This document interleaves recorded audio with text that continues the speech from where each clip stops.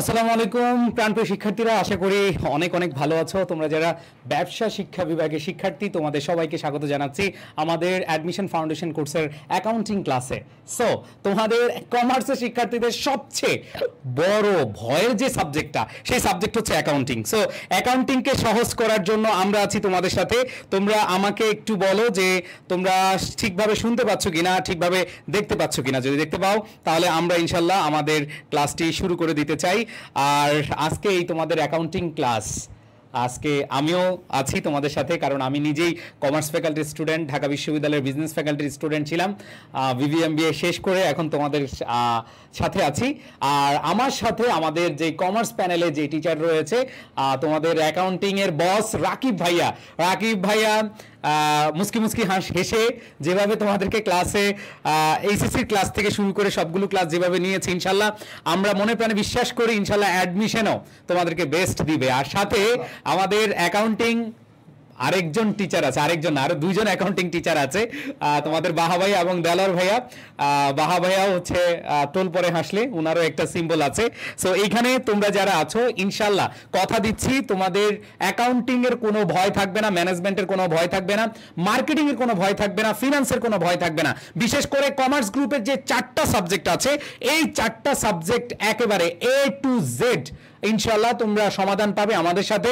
আর সবচেয়ে বড় কথা হচ্ছে কমার্সের, যেমন আমরা একটা জনপ্রিয় কথা শুনি যে তোমরা আমাকে একটা শিক্ষিত মা দাও, আমরা তোমাকে শিক্ষিত বা আমি তোমাদেরকে একটা শিক্ষিত জাতি দিব।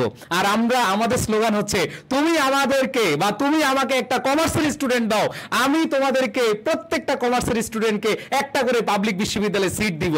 সবাই একটা তালি দাও, তালি হবে। সেটা বলছিলাম, সেটা হচ্ছে তোমরা আমাকে একটা কমার্সের স্টুডেন্ট দাও, আমি তোমাকে ওই কমার্সের স্টুডেন্টকে একটা পাবলিক বিশ্ববিদ্যালয়ে আসন নিশ্চিত করে দিব ইনশাআল্লাহ।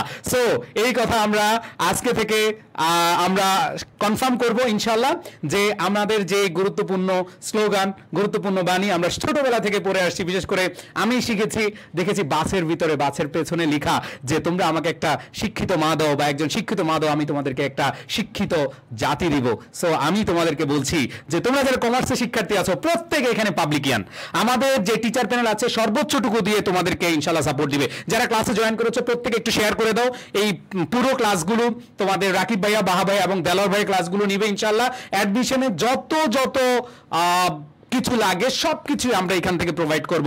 সো আমি কথা না বাড়িয়ে বেশি সময় নিচ্ছি না, তোমাদের কাছে একটাই রিকোয়েস্ট করছি যে আমাদের এই ক্লাসটা বা এই কোর্সটা সম্পূর্ণ ফ্রি, এবং এখানে কোর্সটা করলে তুমি কমার্সে ধরে রাখো তুমি 30 থেকে 50% প্রিপারেশন হয়ে গেছে। সো সেইভাবেই আমরা ইনশাল্লাহ প্রিপারেশন নিচ্ছি। সো আমি মনে করি যারা অলরেডি ক্লাসে জয়েন করেছে তারা প্রত্যেকেই শেয়ার করে দিবে, বন্ধুদেরকে জানিয়ে দিবে। সো বেশি কথা না বলে চলে যাচ্ছি মেইন আলোচনায়। তোমরা খাতা কলম রেডি করো, কারণ হচ্ছে প্রত্যেকটা টপিক, প্রত্যেকটা পড়াই হচ্ছে এখানে ইম্পর্টেন্ট। সো আমরা একটু সময় নিচ্ছি, 30 সেকেন্ড সময় নিচ্ছি। সবাই একটু শেয়ার করে দাও, যারা শেয়ার করেছো সবাই, যারা শেয়ার করো না এখনো শেয়ারটা করে দাও।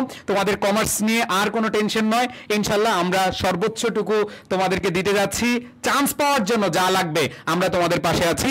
তোমাদের যে কোনো প্রয়োজনে আমাদের সাথে কথা বলতে পারবা, যে কোনো পরামর্শে আমাদের সাথে তোমরা কথা বলে তোমরা সিদ্ধান্ত নিতে পারবা ইনশাআল্লাহ। সো আমি চলে যাচ্ছি তোমাদের রাকিব ভাই এবং বাহা ভাইয়ের কাছে, কারণ ওনারা দুজনই ক্লাসগুলো এবং আরেকজন দেলোয়ার ভাই এই ক্লাসগুলো নিয়ে থাকবেন। আমি আজকের মতো বিদায় নিচ্ছি। শেষ পর্যন্ত একটাই কথা বলবো, আমাদের ক্লাসগুলো ন্যূনতম তোমরা 3 থেকে 4টা ক্লাস করে দেখো।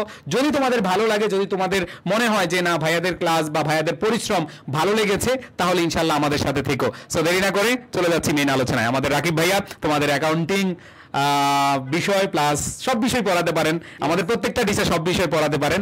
সো যেভাবে একেবারে তোমাদের চান্স নিশ্চিত করা যায়, একটা সিট নিশ্চিত করা যায়, সেভাবে তারা পড়াবেন। ওকে, আচ্ছা, ওকে, তাহলে রাকিব স্যার শুরু করেন। ওকে, আচ্ছা, আমাদের এইচএসসির খেলা শেষ, অ্যাডমিশনের খেলা শুরু। আজকে থেকে হচ্ছে আমরা তোমাদেরকে দেখাবো অ্যাকাউন্টিংয়ে অ্যাডমিশনের কোশ্চেনটা কিভাবে হয়, ঠিক আছে? সো অ্যাকাউন্টিং কোশ্চেন মোটামুটি হচ্ছে, তোমরা যদি কোশ্চেন ব্যাংক দেখে থাকো, দেখবা এইচএসসি এবং একাডেমিক এখানে কিন্তু অনেক ডিফারেন্স আছে, ঠিক আছে? আর কোশ্চেন প্যাটার্নটা ধরতে হলে অবশ্যই তোমার বেসিকটা ক্লিয়ার করতে হবে। আর অ্যাকাউন্টিং ক্লাসটা আমরা এমনভাবে হচ্ছে পড়াবো, তোমাদের প্রত্যেকটা টপিক ট্রিক্স দিয়ে পড়াবো। মানে হচ্ছে তুমি যাতে অ্যাডমিশনে যে কোনো কোশ্চেন দেখলে ওইটা 10 সেকেন্ডে সলভ করতে পারো, সো ওভাবেই শেখাবো। আজকের প্রথম ক্লাসটা আমরা মোট হিসাব বিজ্ঞান পরিচিতির A to Z কমপ্লিট করে দিব। এখানে তোমাদের এমন কিছু টার্ম, এমন কিছু টেকনিক দেখাবো যেটা তুমি এর আগে কখনোই পড়ো নাই, এবং এই টার্মগুলাই বেসিকগুলো ক্লিয়ার করার পর তুমি যদি ঢাকা বিশ্ববিদ্যালয়ের কোশ্চেন আমি তোমার ধরে ধরে দেখাবো যে এটা আসছে, এটা তুমি নিজেই সলভ করতে পারবা। ঠিক আছে? সো অবশ্যই তোমাদের রেসপন্সটা অনেক বেশি লাগবে। আমরা তোমাদের সাথে মাত্র জার্নি স্টার্ট করছি। তোমরা যারা এইচএসসির আমার ক্লাস করছে, স্পেশালি অ্যাকাউন্টিং ক্লাস, তারা জানো যে আমরা মেইনলি ক্লাসটা কিভাবে নেই এবং কিভাবে পড়াই, সবচেয়ে শর্টকাট টেকনিকে এবং সহজ ভাষায় শেখানোর চেষ্টা করি, এবং এটা কিন্তু 100% ইফেক্টিভ। ঠিক আছে? এবং অ্যাডমিশন টেস্ট অবশ্যই তোমার বেস্ট একজন মেন্টর লাগবে। এই যে এখানে তোমার বাহা ভাইকে দেখতেছো, আমাকে দেখতেছো, আমরা কিন্তু অলরেডি এই রাস্তা দিয়ে পরীক্ষা দিয়ে সাকসেস। আমরা কিন্তু ঢাকা বিশ্ববিদ্যালয়ে পড়তেছি, আমরা কিন্তু জানি যে কোশ্চেন প্যাটার্নটা কেমন হয়, তাই না? আমরা কিন্তু জানি যে কি পড়া লাগবে এবং কি পড়া লাগবে না। অ্যাডমিশন টাইমে কিন্তু এই বিষয়টাই সবচেয়ে বেশি ইম্পর্টেন্ট। কি বলেন স্যার? যদি বলি আমি বিশ্ববিদ্যালয়ে ভর্তি পরীক্ষা একটা যুদ্ধ, আর সেই যুদ্ধে যদি জয় হতে হয় অবশ্যই একটা পারফেক্ট একটা প্ল্যানিং লাগবে। যে কোনো জায়গায় যাওয়ার আগে অবশ্যই কি লাগবে? প্ল্যানিং লাগবে। সো প্ল্যানিং হতে হবে অবশ্যই ইফেক্টিভফুল। ওই জন্য আমরা আজকের প্রথম ক্লাসটা শুরু করছি হিসাব বিজ্ঞান দিয়ে। যেহেতু হিসাব বিজ্ঞান সবার একটা কঠোর সাবজেক্ট মনে হয় বা অনেক বেশি কঠিন মনে হয়, বা তবে কিভাবে পারবো কিনা, হ্যাঁ আজকের ক্লাস করার পর তোমাদের মনে হবে যে ভাই হিসাব বিজ্ঞানে আমার সবচেয়ে ফেভারিট, এবং হিসাব বিজ্ঞানে 100% মার্ক উঠানো যাবে। দেখো আমার হচ্ছে 3 বছরের এক্সপিরিয়েন্স, আমি 3 বছর যাবত অ্যাডমিশন শিক্ষার্থী পড়াচ্ছি অনলাইন অফলাইন দুই জায়গায়। তো আমার ঢাকা বিশ্ববিদ্যালয়ে এই সেশনে তোমার ধরো এমসিকিউতে তোমাদের কয়টা কোশ্চেন আসে? 12টা, রিটেনে কয়টা? 8টা। এই 20টার মধ্যে 19টা কোশ্চেনে কমন ছিল, ডিরেক্টলি ইনডিরেক্টলি। ঠিক আছে? এবং প্রত্যেকটা কোশ্চেন আমাদের স্লাইড থেকে আসছে এবং এগুলোর ভিডিও আছে। তার মানে আমরা হচ্ছে তোমাদের কোশ্চেন প্যাটার্ন এবং কোশ্চেন সিকোয়েন্সের উপর জোর দিই। ঠিক আছে? এবং এমনভাবে শেখাবো যাতে হচ্ছে তোমার এই ভয়টা কাজ না করে যে ভাই যদি কমন না পড়ে কোশ্চেন তাহলে কেমন করব। ঠিক আছে? এই জন্য তো আমরা শুরু করে দিই। কি বলেন স্যার? আমরা হচ্ছে দুজনে একসাথে ক্লাস নিব, এটা তোমরা আরো অনেক বেশি এনজয় করবা। ঠিক আছে? ওকে। তো এই যে এটা নিয়ে একটু কথা বলি একটু। আমি কিন্তু ঢাকা বিশ্ববিদ্যালয়ের প্রথম স্বপ্ন দেখেছিলাম এই কার্জন হল দেখে, এই কার্জন হলের প্রেমে পড়ে। ঠিক আছে? আসার স্বপ্ন কার কার? স্টুডেন্ট হিসেবে আসার, নট অনলি ভিজিটর। হ্যাঁ ভিজিটর, রাইট। ভিজিটর হিসেবে আসার দরকার নেই, তুমি আসলে স্টুডেন্ট হিসেবে আসবা, যে আমি একজন ডাবিয়ান হয়েই আসবো। সো ডাবিয়ান হয়ে আসার স্বপ্নটা এখানে কার কার আছে আমাকে একটু জানাও, কমেন্ট বক্সে একটু লিখে জানাও যে ভাই আমি ভিজিটর হিসেবে আসবো না, আমি একজন ডাবিয়ান হয়ে আমি ডাবির টি শার্ট পরে হয়তোবা একদিন কার্জন হলে আসবো ইনশাআল্লাহ। ওকে, কার কার আসার ইচ্ছা আছে বলো, কার কার আসার ইচ্ছা আছে? ওকে, আমরা হচ্ছে দেখাবো। তোমরা যারা যারা জয়েন করছো প্রত্যেকেই ভাই জাস্ট 30 সেকেন্ডের মধ্যে প্রত্যেকে একটা করে শেয়ার করে দেই, এবং যারা যারা হচ্ছে এখনো লাইভটিতে লাভ রিয়েক্ট দেয়নি তারা দিয়ে দেয়। আমরা এখন এই ক্লাস শুরু করে দিব। ঠিক আছে? যেহেতু ফাউন্ডেশন, প্রথমত তোমাদের কোশ্চেন প্যাটার্নটা বুঝতে হবে, ধরনটা বুঝতে হবে। ওকে, তাহলে শুরু করি। তার জন্য কিন্তু অনেকেই ভিজিটর হিসেবে আসে, কেউ কাপল হিসেবে আসে, কেউ হ্যাঁ এটার প্রেমে পড়া লাগবে। হ্যাঁ এটার প্রেমে পড়া লাগবে, বুঝছো? এটার প্রেমে পড়া বাদে, এটার প্রেমে পড়া বাদে তুমি কখনো ঢাকা ইউনিভার্সিটি চান্স পাওয়ার অসম্ভব বলা যায়। আচ্ছা, তো দেখো সবাই হচ্ছে নোট খাতা নিয়ে আমরা হাজির হয়ে যাই, বিকজ হচ্ছে অ্যাকাউন্টিং এ আমরা কনসেপ্ট ক্লিয়ার করবো, সাথে সাথে তোমার নোট ডাউন করা লাগবে, এবং যা পড়াবো এই প্যাটার্নে তোমার কোশ্চেন আসবে, এবং আমি তোমাদের ধরে ধরে দেখাবো যে এটা থেকে কোশ্চেন আসার পসিবিলিটি 99%। ঠিক আছে? প্রিভিয়াস এর এই কোশ্চেন আসছে এবং তোমাদের সময় আসবে। ওকে, এই জন্য সাথে সাথে নোট ডাউন করবা। আমি তোমাদের কথা দিচ্ছি আমাদের এই ক্লাসগুলো করলে তোমার 60 থেকে 70% প্রিপারেশন হয়ে যাবে ইনশাআল্লাহ। ঠিক আছে? ফাউন্ডেশন আমরা তৈরি করে দিচ্ছি তোমাদের একদম ফ্রিতে। হ্যাঁ, এই বেসিক ক্লাসগুলো আবার তোমার এসএসসি তে অনেক বেশি কাজে দিবে। তোমার এসএসসি পরীক্ষা তো শেষ হয়ে গিয়েছে, যে হ্যাঁ অ্যাকাউন্টিং শেষ, অ্যাকাউন্টিং এর ঝামেলা শেষ, তো আমাদের এখন অ্যাডমিশন নিয়ে লাগবে। ওকে, তাহলে আমরা শুরু করি। দেখো শুরু করার পূর্বে সর্বপ্রথম আমরা যেহেতু হচ্ছে হিসাব বিজ্ঞান নিয়ে আলোচনা করতেছি, আমাদের জানতে হবে যে হিসাব বিজ্ঞানটা কি, এটা দিয়ে আমরা শুরু করি। ঠিক আছে? তো দেখো, হ্যাঁ হোয়াট ইজ অ্যাকাউন্টিং, আমরা শুরুতেই হচ্ছে একটু ডেফিনেশন জানবো, পরীক্ষায় কিন্তু ডেফিনেশন আসবে না। তো দেখো হিসাব বিজ্ঞানটা মেইনলি হচ্ছে তোমার, ঠিক আছে না, হিসাব বিজ্ঞানটা হচ্ছে এমন একটা প্রসেস, এমন একটা প্রক্রিয়া যেখানে প্রথম কাজই হচ্ছে আমার লেনদেন শনাক্তকরণ। এখন আমার লেনদেন শনাক্ত হয়ে গেলে তারপর যে কাজটা সেটা হচ্ছে লিপিবদ্ধকরণ। এই যে তুমি লেনদেনটা হচ্ছে চিহ্নিত করলা, আইডেন্টিফাই করলা, 2 নম্বর কাজে হচ্ছে কি তোমার এটাকে লিপিবদ্ধ করবা কোথায়, হিসাবের প্রাথমিক বই জাবেদাতে। এবং সর্বশেষ এটা আমরা কি করব, ব্যবসার যে বহিস্থ ব্যবহারকারী আছে তাদের নিকট একটা এক্সাক্ট ইনফরমেশন প্রোভাইড করব। এই যে প্রসেসটা এটাই হচ্ছে মেইনলি হিসাব বিজ্ঞান, আমাদের কিন্তু ডেফিনেশন চাইবে না, ঠিক আছে। তো দেখো হিসাব বিজ্ঞান প্রক্রিয়াটা এটা খুবই ইম্পর্টেন্ট, পিবিএস এর এই প্রক্রিয়া থেকে একটা কোশ্চেন আসছে বিভিন্ন ইয়ারে, এই জন্য আমাদের নয় এই টাইপের কোশ্চেন, তো এই জন্য আমাদের জানা লাগবে। ওকে, তো আমরা দেখি হিসাব বিজ্ঞান প্রক্রিয়া নয়, এই টাইপের কোশ্চেন আমাদের আসে অনেক বেশি। ইয়েস, তো সবাই আমরা নোট করব, সাথে সাথে হচ্ছে যেখানে প্রবলেম সাথে সাথে বলবো ভাই আমি বুঝি নাই আরেকবার, ঠিক আছে। আমরা দুজন আসছি, একবার না দুইবার না তিনবার চারবার করে পড়াবো, ঠিক আছে। তারপরও ক্লাসের পর ইনশাআল্লাহ ক্লাসে কমপ্লিট করে দিব, ঠিক আছে। আমরা তাহলে পড়াটাই শুরু করে দিই, কি বলেন? তার মানে স্যার আমি বুঝলাম যে হিসাব বিজ্ঞান একটা তথ্য ব্যবস্থাপনা যেখানে 3টে স্টেপের মধ্যে দিয়ে পুরো প্রক্রিয়াটা শেষ করা হয়, রাইট। হচ্ছে হিসাবে লেনদেন সমূহ শনাক্তকরণ, দেন সেকেন্ড হচ্ছে আমার লেনদেন লিপিবদ্ধকরণ, থার্ড হচ্ছে আমার তথ্য সরবরাহকরণ। এখন এখানে আপনি একটা বিষয় ভাগ করে দিয়েছেন যে লিপিবদ্ধকরণের জায়গাটাকে আবার 3 ভাগ করেছেন। এটা একটু আমাকে একটু বুঝিয়ে দেন যে শিক্ষার্থীরা যে এই 3টা ভাগ, এই ভাগের বিশেষত্বটা কি, লিপিবদ্ধকরণ প্রক্রিয়াটার বিশেষত্ব কি স্যার? আচ্ছা, তো দেখো আমরা শুরুতে হচ্ছে এটা একটু কমপ্লিট করি, হিসাব বিজ্ঞান প্রক্রিয়াটা কোশ্চেনটা কিভাবে আসে আমাদের এটা জানা জরুরি। তো দেখো 1 নম্বর কাজ হচ্ছে লেনদেন শনাক্তকরণ। এখন দেখো এটার কিন্তু অল্টারনেটিভ নাম আছে, যেমন শনাক্তকরণের আরেকটা নাম হচ্ছে চিহ্নিতকরণ। এখন যদি ইংরেজিতে তোমাকে দেয় আইডেন্টিফিকেশন, একই জিনিস কিন্তু। এখন তুমি যদি বিকল্প নামগুলো না জানো তখন তুমি হচ্ছে পরীক্ষার হলে গিয়ে যদি দেখো যে চিহ্নিতকরণের জায়গায় আইডেন্টিফিকেশন আছে তখন ভাববে এটা তো পরীক্ষার ধাপ ছিল না, তাই না? যাচাইকরণকে অনেকে চিহ্নিতকরণ মনে করে, ঠিক আছে। এই জন্য আমরা বিকল্প নামগুলো অবভিয়াসলি মনে রাখবো।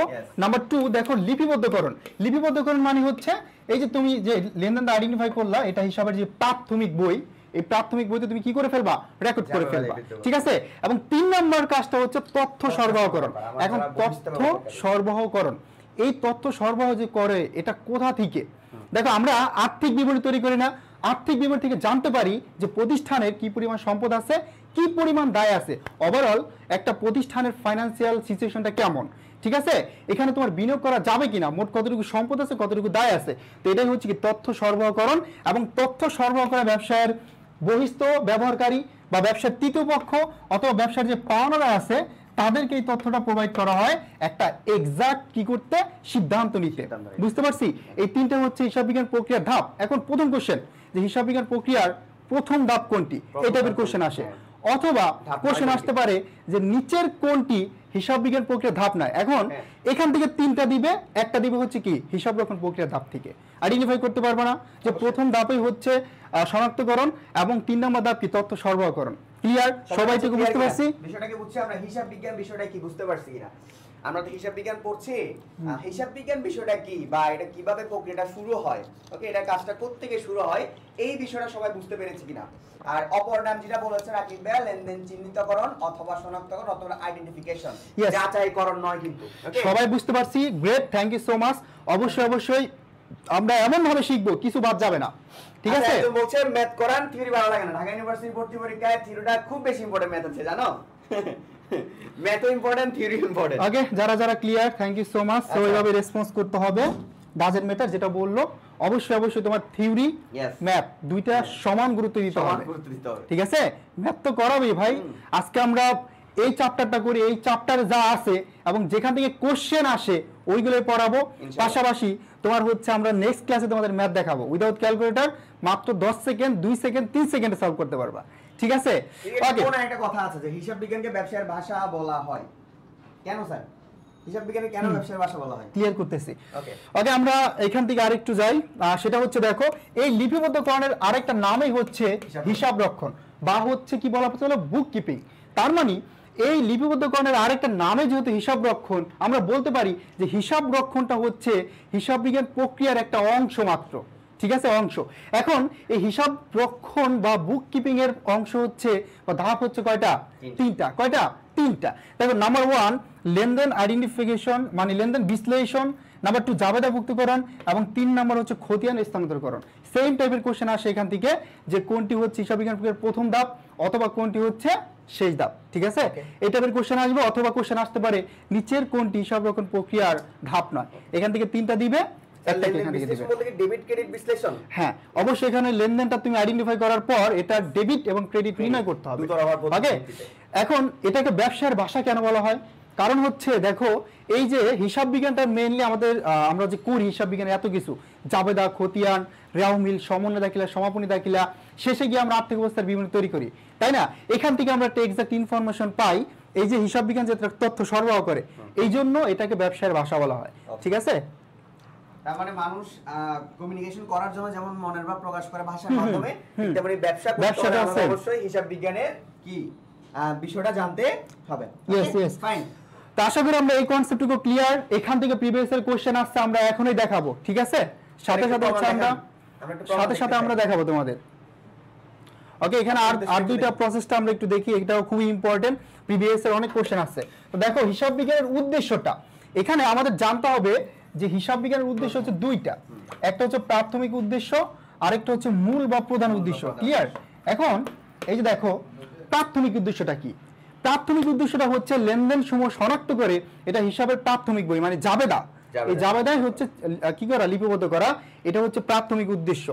এবং তোমার হচ্ছে মূল বা প্রধান উদ্দেশ্যটা, এটা হচ্ছে মেন, এবং এটা থেকে কোশ্চেন প্রিভিয়াস এর অনেক বেশি আসছে। ওকে, এখন আমার জানতে হবে না যে ভাইয়া মূল বা প্রধান উদ্দেশ্যটা কি। দেখো, সংশ্লিষ্ট ব্যবহারকারীদের সিদ্ধান্ত গ্রহণের জন্য প্রয়োজনীয় তথ্য সরবরাহ করা। এখন ব্যবসা প্রতিষ্ঠানের সংশ্লিষ্ট ব্যবহারকারী কারা? হ্যাঁ, এটা কারা? ঠিক আছে, ব্যবসা প্রতিষ্ঠানের সংশ্লিষ্ট ব্যবহারকারী হচ্ছে তোমার ভাইয়া যে ব্যবসার তৃতীয় পক্ষ, ব্যবসার পাওনাদার তারা, অর্থাৎ তাদেরকে একটা তথ্য প্রোভাইড করে যাতে তারা একটা এক্সাক্ট ডিসিশন নিতে পারে যে প্রতিষ্ঠানে বিনিয়োগ করা যাবে কি যাবে না। ঠিক আছে? তো তোমরা মূল বা প্রধান উদ্দেশ্যটা একটু ভালো করে পড়বা। আমরা দুটো উদ্দেশ্য পেলাম হিসাব বিজ্ঞানের, টোটাল দুটো উদ্দেশ্য। এই দুটো উদ্দেশ্য থেকে এটা হচ্ছে কি মূল উদ্দেশ্য। Yes, fine. এটা থেকে তোমার হ্যাঁ, সবাই ক্লিয়ার? এই মূল বা প্রধান উদ্দেশ্য এখান থেকে কিন্তু কোশ্চেন অনেকবার আসছে। ঠিক আছে, অনেকবার আসছে। আমরা যতটুকু প্র্যাকটিস করলাম, বেসিক ক্লিয়ার করলাম, এটা থেকে আমরা দেখাবো তোমাদেরকে। এই যে কোশ্চেনটা দেখতেছো, এটা 18-19 সেশনে আসছে, এটা ঢাবি 18-19 সেশনে আসছে, এছাড়া তোমার আরো অনেকবার আসছে। ঠিক আছে, অনেক সেশন আসছে। দেখি আমরা বলবো না, অ্যানসার বলবো না, আমরা অ্যানসার বলবো না, তোমরাই সলভ করো। দেখি এখন দেখো, হ্যাঁ, আমান আর অনেকেই ক্লাস করতেছে, অনেকে জয়েন করছো, যারা যারা সালাম দিয়েছিলাম সবাইকে ওয়ালাইকুম সালাম। এবং আমরা হচ্ছে এবার নিজেরা চেষ্টা করি, এই যে মাত্র আমরা সলভ করে আসলাম স্যার, যে হচ্ছে প্রধান উদ্দেশ্যটা কি, প্রধান উদ্দেশ্য কি হিসাব বিজ্ঞানের। জাস্ট এটা তোমরা 10 সেকেন্ড লাগবে না, 5 সেকেন্ডের মধ্যে আনসার করতে পারবা। জাস্ট 30 সেকেন্ড সময় দিলাম আমরা, এন্ড সবাই অ্যানসার করো, সবাই।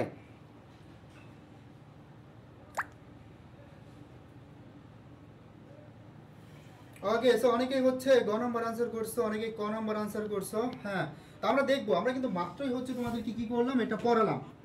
তো আমরা হচ্ছে এখন দেখবো যে মেইনলি রেহানা আক্তার বলছে সি, রাফি বলছে সি, ইয়েস, তারপর অদ্রিতা মণি বলছে সি, দেন আদার্স বাকিরা অনেকে বলছে এ, প্রীতম শীল বলছে এ, রাসেল হোসেন বলছে সি, প্রমিতা বলছে সি, প্রীতম বলছে এ।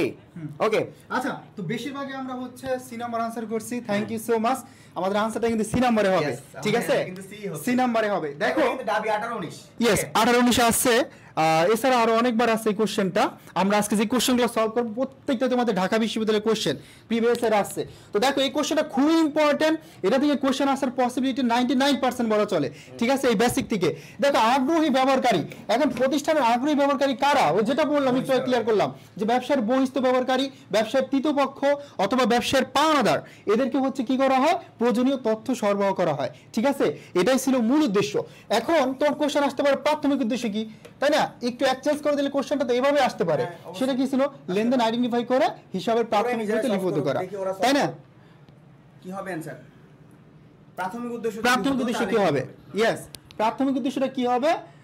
সো আশা করি তোমরা প্রত্যেকে কি করতে পারবে, আনসার করতে পারবা, বিকজ আমরা একটু আগে কি করছি, ক্লিয়ার করছি।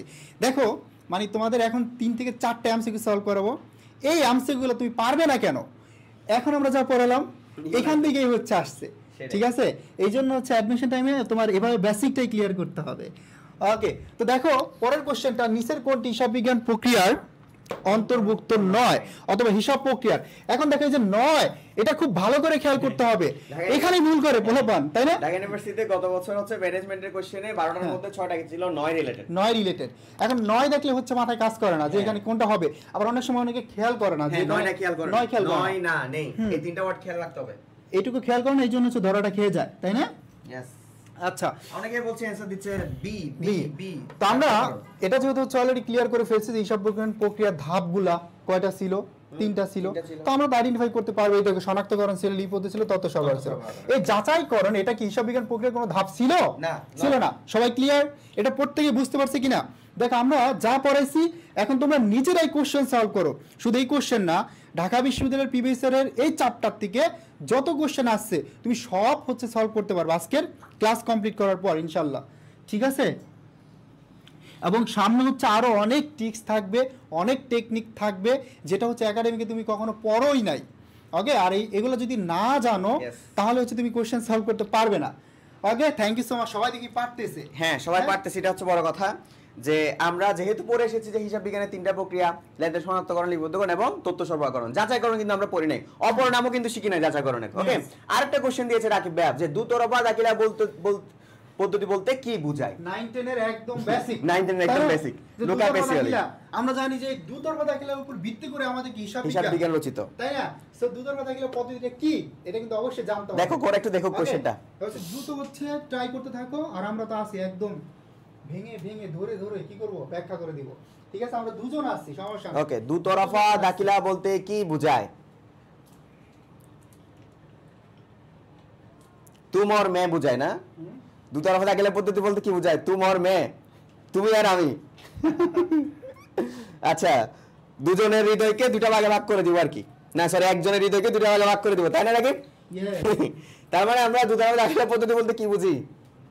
দুতরফা দাখিলা পদ্ধতি বলতে যখন আমরা একটা রিলেশনশিপের মধ্যে থাকি তখন ওই রিলেশনশিপটা আমরা দুজনে ভাগ করে নেই, হাফ তুমি হাফ আমি। ওকে, সমান সমান, ইয়েস, তাই না? তুমি আমি। ফাইন, ক্লিয়ার সবার কাছে? বলেন এবার আমরা অ্যানসার করেন, তোমরা অ্যানসার করো। ওকে, সো সবাই বুঝতে পারছে তুমি আর আমি জিনিসটা, ঠিক আছে? সমান সমান, এটা বুঝতে পারবে। আচ্ছা, তো দেখো দুতরফা দাখিলা পদ্ধতি মূলত হচ্ছে তোমার যে প্রত্যেকটা যে লেনদেন আছে এই লেনদেনকে কি করা, দুটি পক্ষে লিপিবদ্ধ করা, তাই না? এখন এখানে একটা ঝামেলা হয়, অনেকে কি করে জানো, এখানে যে প্রত্যেকটি লেনদেন দুটি পক্ষে লিপিবদ্ধকরণ করা, অনেকে হচ্ছে প্রত্যেকটি লেনদেনের ডেবিট ক্রেডিট, তুমি কিছু কোশ্চেন দেখবা প্রিভিয়াস ইয়ার আসছে যে প্রত্যেকটা লেনদেনের ডেবিট ক্রেডিট নির্ণয় করা, আবার আছে যে ডেবিট ক্রেডিট নির্ণয় করে লিপিবদ্ধ করা। এখন কোনটা আনসার হবে? অবশ্যই তোমার এই দুটি পক্ষে বিভক্ত করে মানে ডেবিট ক্রেডিট নির্ণয় করে এটা লিপিবদ্ধকরণ করার নামই হচ্ছে কি দুতরফা দাখিলা পদ্ধতি, ঠিক আছে? তোমার কি করতে হবে? লিপিবদ্ধ করা, এই রেকর্ড করা, এটাই হচ্ছে মেন। তুমি হচ্ছে দুটো পক্ষে বিভক্ত করবা, তারপর এটাকে লিপিবদ্ধ করতে হবে। সবাই ক্লিয়ার? আচ্ছা, অনেকে বলছে এক পাশে বাহাবে এক পাশে রাখি ভাই, সমান সমান, ঠিক আছে?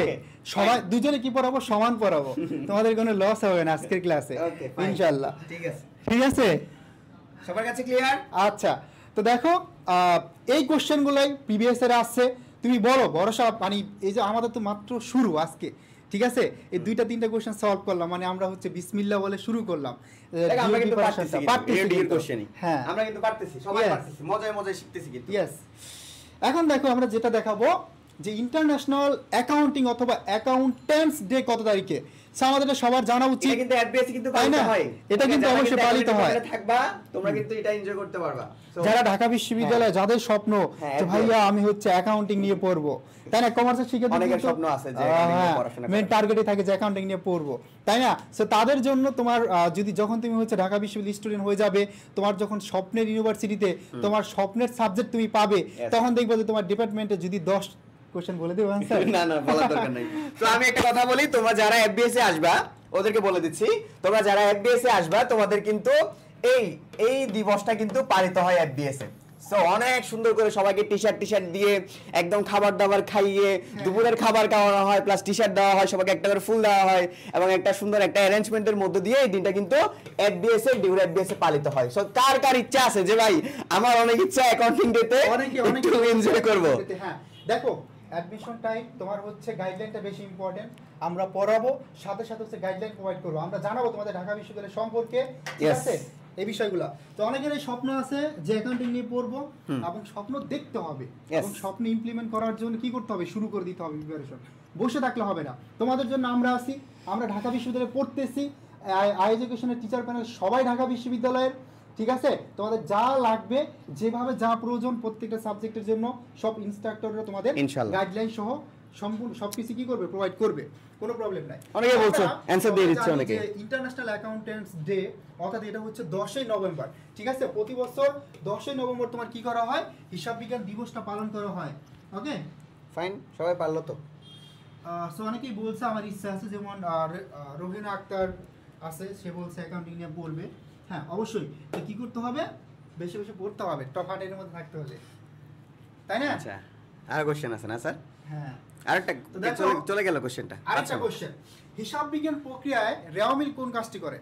এখন আমরা রেওয়া মিলে এখনো আসি নাই, তাই না, এখনো যাই নাই। দেখো আমরা একটু ডিটেইলস করব, পড়েছি, সবার তো একটু আইডিয়া আছে, এসএসসি তে পড়ছি, এসএসসি তে পড়ছি, তাই না? তো দেখো আমরা এখানে একটু জেনে নেই, এই দেখো রেওয়া মিলটা, রেওয়া মিলের মেইন কাজটা কি, যে হিসাবের গাণিতিক শুদ্ধতা যাচাই করা, তাই না? এটা হচ্ছে মেইন কাজ, তো এটা তোমার জানা লাগবে। এমসিকিউটা আসছে কিন্তু স্যার হ্যাঁ, বিশ্ববিদ্যালয় ভর্তি, এটা হচ্ছে হিসাবের গাণিতিক শুদ্ধতা যাচাই। তার মানে এই যে তোমার রেওয়া মিল, এটার মেইন উদ্দেশ্যটা হচ্ছে গাণিতিক শুদ্ধতা যাচাই করা। এখানে অঙ্ক মিল, টাকার অঙ্ক মিল, মানে মিলতে হবে, না মিললে হচ্ছে অস্থায়ী শব্দ। কথা হচ্ছে সবার অঙ্ক মিলে আমার অঙ্ক মিলে না, এটা হলো এটা খুবই ইফেক্টিভ, যে সবার অঙ্ক মিলে আমার অঙ্ক মিলে না, আর বন্ধু তোর মিলে গেছে আমার মিলে নাই, এমন সমস্যাটা আমরা রেওয়া মিলে সবচেয়ে বেশি দেখি। হ্যাঁ, আর হচ্ছে তোমাদের কিন্তু মিলবে ঠিকই, কারণ হচ্ছে কি মিলানোর জন্য আমরা আছি। আচ্ছা, তো এমন কারকার হয়েছে যে রেওয়া মিল করতে গিয়ে দুই পক্ষ মিলে থেকে কারকার বেশি কষ্ট হয়েছে, আমাকে একটু জানো।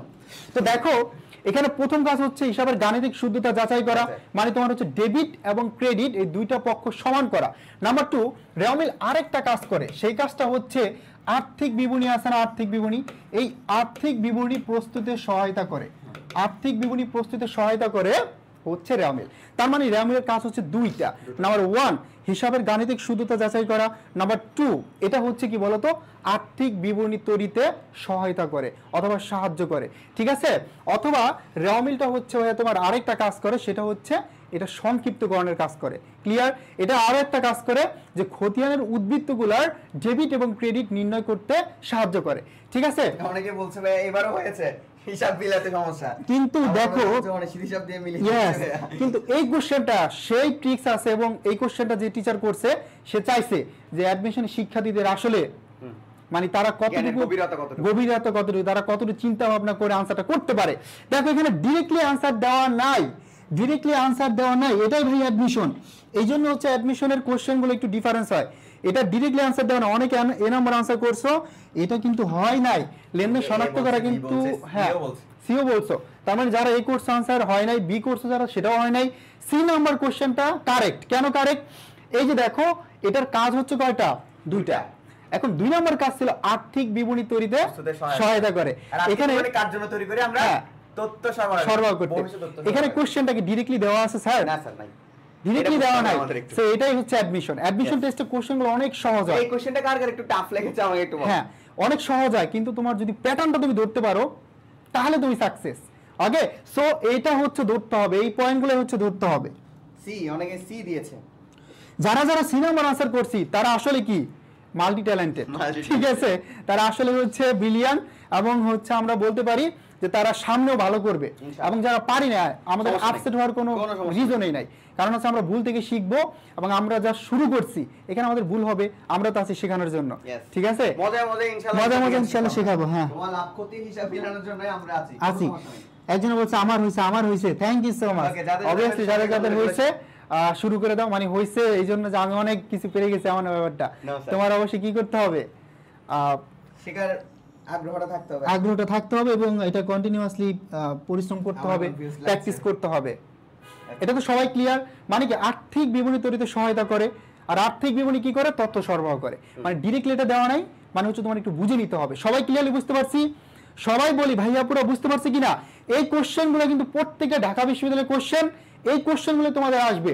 জাস্ট বিকল্প নামগুলো জানো এবং প্রত্যেকটা কোশ্চেন কতভাবে তোমাদের সময় আসতে পারে এইগুলো জেনে নাও, তাহলে হবে, আর কিছু লাগবে না ইনশাআল্লাহ। ওকে ওকে ওকে এখন যে পয়েন্টটা নিয়ে একটু আলোচনা করব, সবচেয়ে ইম্পর্টেন্ট পয়েন্ট হচ্ছে এটা। হ্যাঁ সবচেয়ে ইম্পর্টেন্ট পয়েন্ট হচ্ছে এটা, এবং আমি আরেকটু বলি তারপর হৃদয় স্যার বলবে। সেটা হচ্ছে শুধুমাত্র সিএলডি এর ক্ষেত্রে বলা চলে যে গ্রুপ সাবজেক্টগুলোর মনে করো 50% থেকে 60% আমরা বলতে পারি যে কোশ্চেন ধরো হুবহু কমন থাকে। হ্যাঁ। ঠিক আছে, হুবহু কমন না পড়ুক, তোমার কোশ্চেন সিকোয়েন্স এক থাকে, জাস্ট নামটা চেঞ্জ করে দেয় এবং হচ্ছে সংখ্যাটা চেঞ্জ করে দেয়। এবং আরেকটা মজার বিষয় কি জানো, অ্যাকাউন্টিং এর অবচয় চ্যাপ্টারে তুমি এখন কোশ্চেন ওপেন করো কোশ্চেন ব্যাংক, দেখবা 2019-20 সেশনের পর থেকে 22-23 সেশন সর্বশেষ একটা ম্যাথেই প্রতি বছর আসছে, জাস্ট একটু এক্সচেঞ্জ করে দেয়, একটু আপডেট করে দেয়, একই সিকোয়েন্সের একটা ম্যাথেই। ঠিক আছে, শুধু যে অবচয় চ্যাপ্টারটা এমন না, প্রত্যেকটা চ্যাপ্টার যে ম্যাথগুলো আছে একই সিকোয়েন্সের ম্যাথ। এই জন্য কোশ্চেন ব্যাংকের কোনো বিকল্প নেই, সেটা হচ্ছে তোমার কমার্সের শিক্ষার্থীদের জন্য। ওকে, কোশ্চেন ব্যাংক ছাড়া তুমি হচ্ছে চান্স পাওয়ার চিন্তাই করতে পারবে না। নো, বিষয়টা হচ্ছে গিয়ে আমি যদি ঢাকা বিশ্ববিদ্যালয়ে ভর্তি প্রস্তুতি শুরু করি, তাহলে আমার মেইন পার্সপেক্টিভ থাকতে হবে আমার বিগত বছরের প্রশ্নকে একটু প্রাধান্য দেওয়া। আমরা যারা শিক্ষার্থীরা বর্তমানে আছি, ওকে, যারা আমরা অলরেডি এসএসসি পর্যায়ে আছি, 23 পর্যায়ে, আমরা এটা ট্রাই করবো যে এটা কোশ্চেন ব্যাংক দেখার জন্য বা পিছনের 4-5 বছরের কোশ্চেন একটু দেখার জন্য। আমি বলছি না তোমাকে পুরো কোশ্চেন ব্যাংক তোমাকে শেষ করতে হবে, না, এখন দরকার নেই। তুমি আপাতত 3-4-5 বছরের কোন একটা রিসোর্স বা অনলাইন রিসোর্স থেকে তুমি কালেক্ট করো যে 3-4 বছর আগে বা প্রিভিয়াস ইয়ার আগে ঢাকা বিশ্ববিদ্যালয়ের প্রশ্নটা কেমন ছিল, আমি একটু দেখে নিই। ওকে, অ্যাকাউন্টিং প্রশ্নটা কেমন ছিল, ওকে, আমাদের কোর্সে কি কি দিব, কোশ্চেন ব্যাংক থেকে শুরু করে তোমার যা লাগবে সব দিব, আমরা এখনই দেখাচ্ছি। আমরা এটা একটু জাস্ট কোন রকম একটু দেখাচ্ছি। ওকে, এখনই বলে দিই, ওদেরকে বলে দিই। আচ্ছা, সো যারা হচ্ছে গিয়ে ঢাকা ইউনিভার্সিটি ভর্তি প্রস্তুতির জন্য মন মানসিকতা স্থির করেছো যে ভাইয়া আমার ইচ্ছা আছে বাংলাদেশের সর্বোচ্চ বিদ্যাপীঠ ঢাকা বিশ্ববিদ্যালয় এবং সর্বোচ্চ ব্যবসা শিক্ষার জন্য সর্বোচ্চ একদম পারফেক্ট একটা জায়গা, সেটা হচ্ছে ফ্যাকাল্টি অফ বিজনেস স্টাডিজ, যেখানে পড়ার আমার স্বপ্ন, আমার মা বাবার স্বপ্ন এবং আমার শিক্ষকদের যারা আছে ওদের স্বপ্ন। তো এই জায়গায় যাওয়ার জন্য আমাকে আসলে কি করতে হবে? আমার কি অনেক বেশি পড়াশোনা করতে হবে নাকি একটু কম পড়াশোনা করতে হবে? আমার প্রয়োজন সবচেয়ে বেশি কি জানো? একটা সঠিক গাইডলাইন, যে গাইডলাইন ফলো করলে আমাকে ওই জায়গায় নিয়ে যাবে, যে গাইডলাইন ফলো করলে আমাকে ডাবিয়ান হতে সাহায্য করবে, যে গাইডলাইন ফলো করলে আমি একজন পারফেক্ট মানুষ হিসেবে গড়ে উঠবো ওই জায়গায়। ক্লিয়ার?